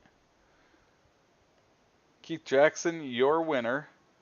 Gordon Spain second. Mark Gilbert, Terry Landis, Preston Kramer, your top 5. Jack Clevenger comes home 6th. Colin Johnson, Gary Offit, Jeffrey Kemper, and Donovan Ross, your top 10. Pat Boyson 11th, Jacob Butcher 12th, Stephen Bixler 13th, Dan McLaren in 14th after he had issues with 16 laps to go. Jeremy Tate 15th, John Hines 16th, Kyle Moonen in 17th. And John, I'll throw it over to you. You've got our 3rd place finisher. It's Mark Gilbert. Hey, Mark, this is John. I'm in the booth. You got a copy? Hey, John, I got you. Well, buddy, that's This is a heck of a race. Tell me how hard it was to keep those tires on the car for those runs.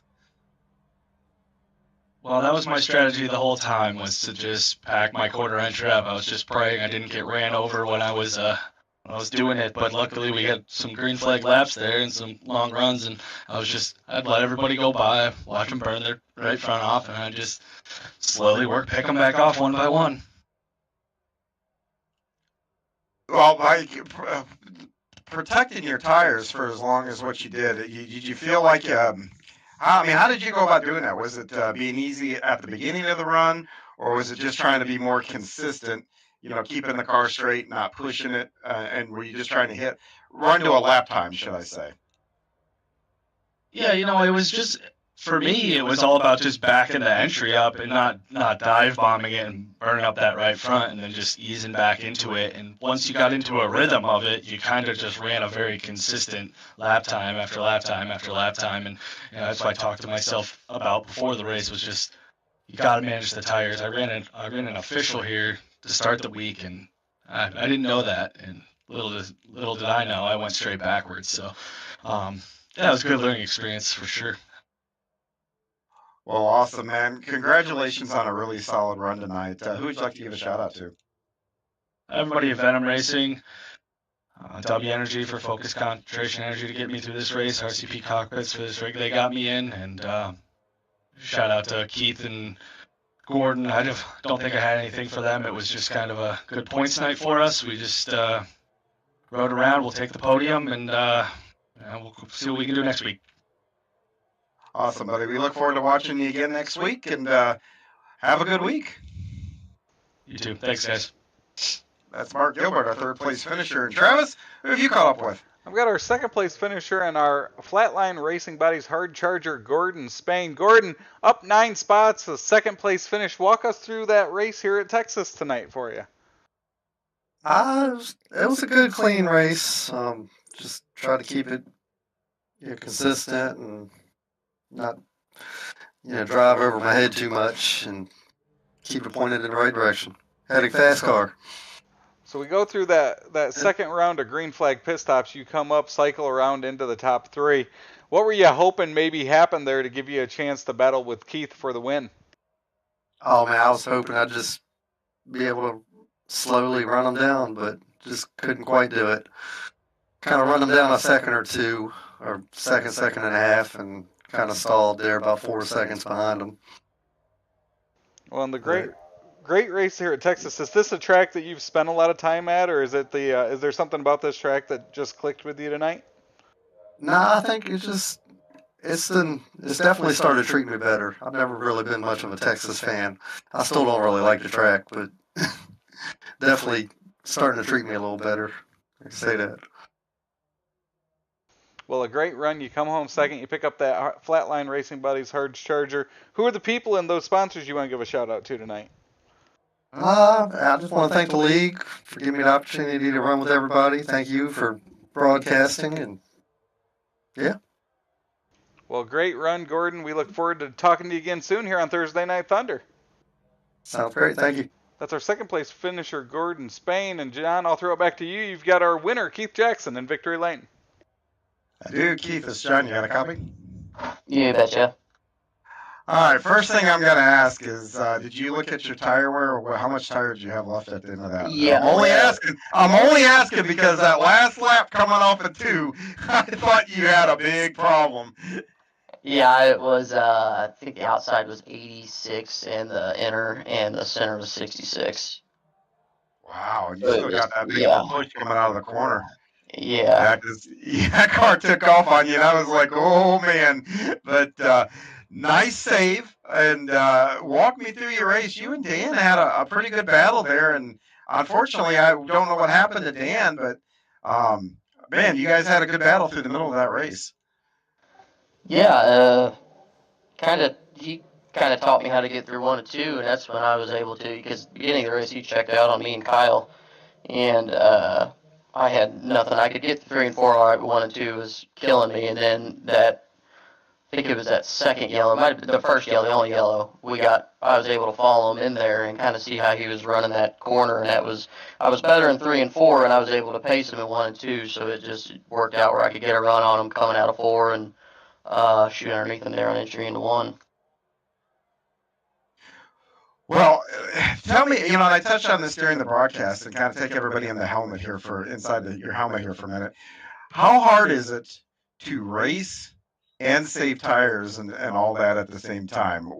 It's almost like having an angel on one shoulder saying, "Get this guy," or the devil on your shoulder saying, "Get this guy," and an angel going, "Hey, you're gonna need those tires in a few laps." Who wins out in those conversations? Oh, the tires they're always going to win. I'm on the throttle way too entirely much to try to save my tires. I'm always more concerned about my fuel mileage. I always seems like between the 4 of us that run together, my fuel mileage is always seems like it's 2 or 3 laps shorter than everybody else's. So I'm trying to conserve fuel, which in return helps me save tires. But I just run it as hard as I can until it's time to start worrying about making it towards the end or trying to save a little bit here and there. But tires are definitely the first things to go all the time on my green flag runs. Well, buddy, congratulations on a good run here tonight. It was fun to watch. Who would you like to give a shout out to? Devo, Jack, Greg, Gary, and you guys putting this thing on and putting up with all of our nonsense every night of the week here. I'm sure it gets stressful, but we appreciate it whether we act like it or not. We do. So thank you guys, and hope to talk to you again soon. All right, buddy. I'll see you next week. At least you got a nice long weekend now to enjoy the win, right? Yeah, absolutely. We're headed to Eagley tomorrow with the camper to watch the Outlaws all weekend. So. Oh, nice. All right, we'll enjoy that, and we'll talk at you down the road. Yep. Thank you, gentlemen. Yep. Well, with that, John, that wraps up our night at Texas. Yeah, it sure does. And from Texas and Kokomo, it was a fun night here. C2C, want to thank everybody for joining us. And if you like what you saw, same bat time, same bat channel next week. Well, for Extreme eSpeed TV, I'm Travis Piercefield. Thanks to John Hind for being our in-race reporter here on the second half of Gambler Motorsports Thursday Night Thunder. More racing to come here in the days ahead here on the Coast to Coast Racing League. As always, thank you for tuning in, and we'll see you at a racetrack soon.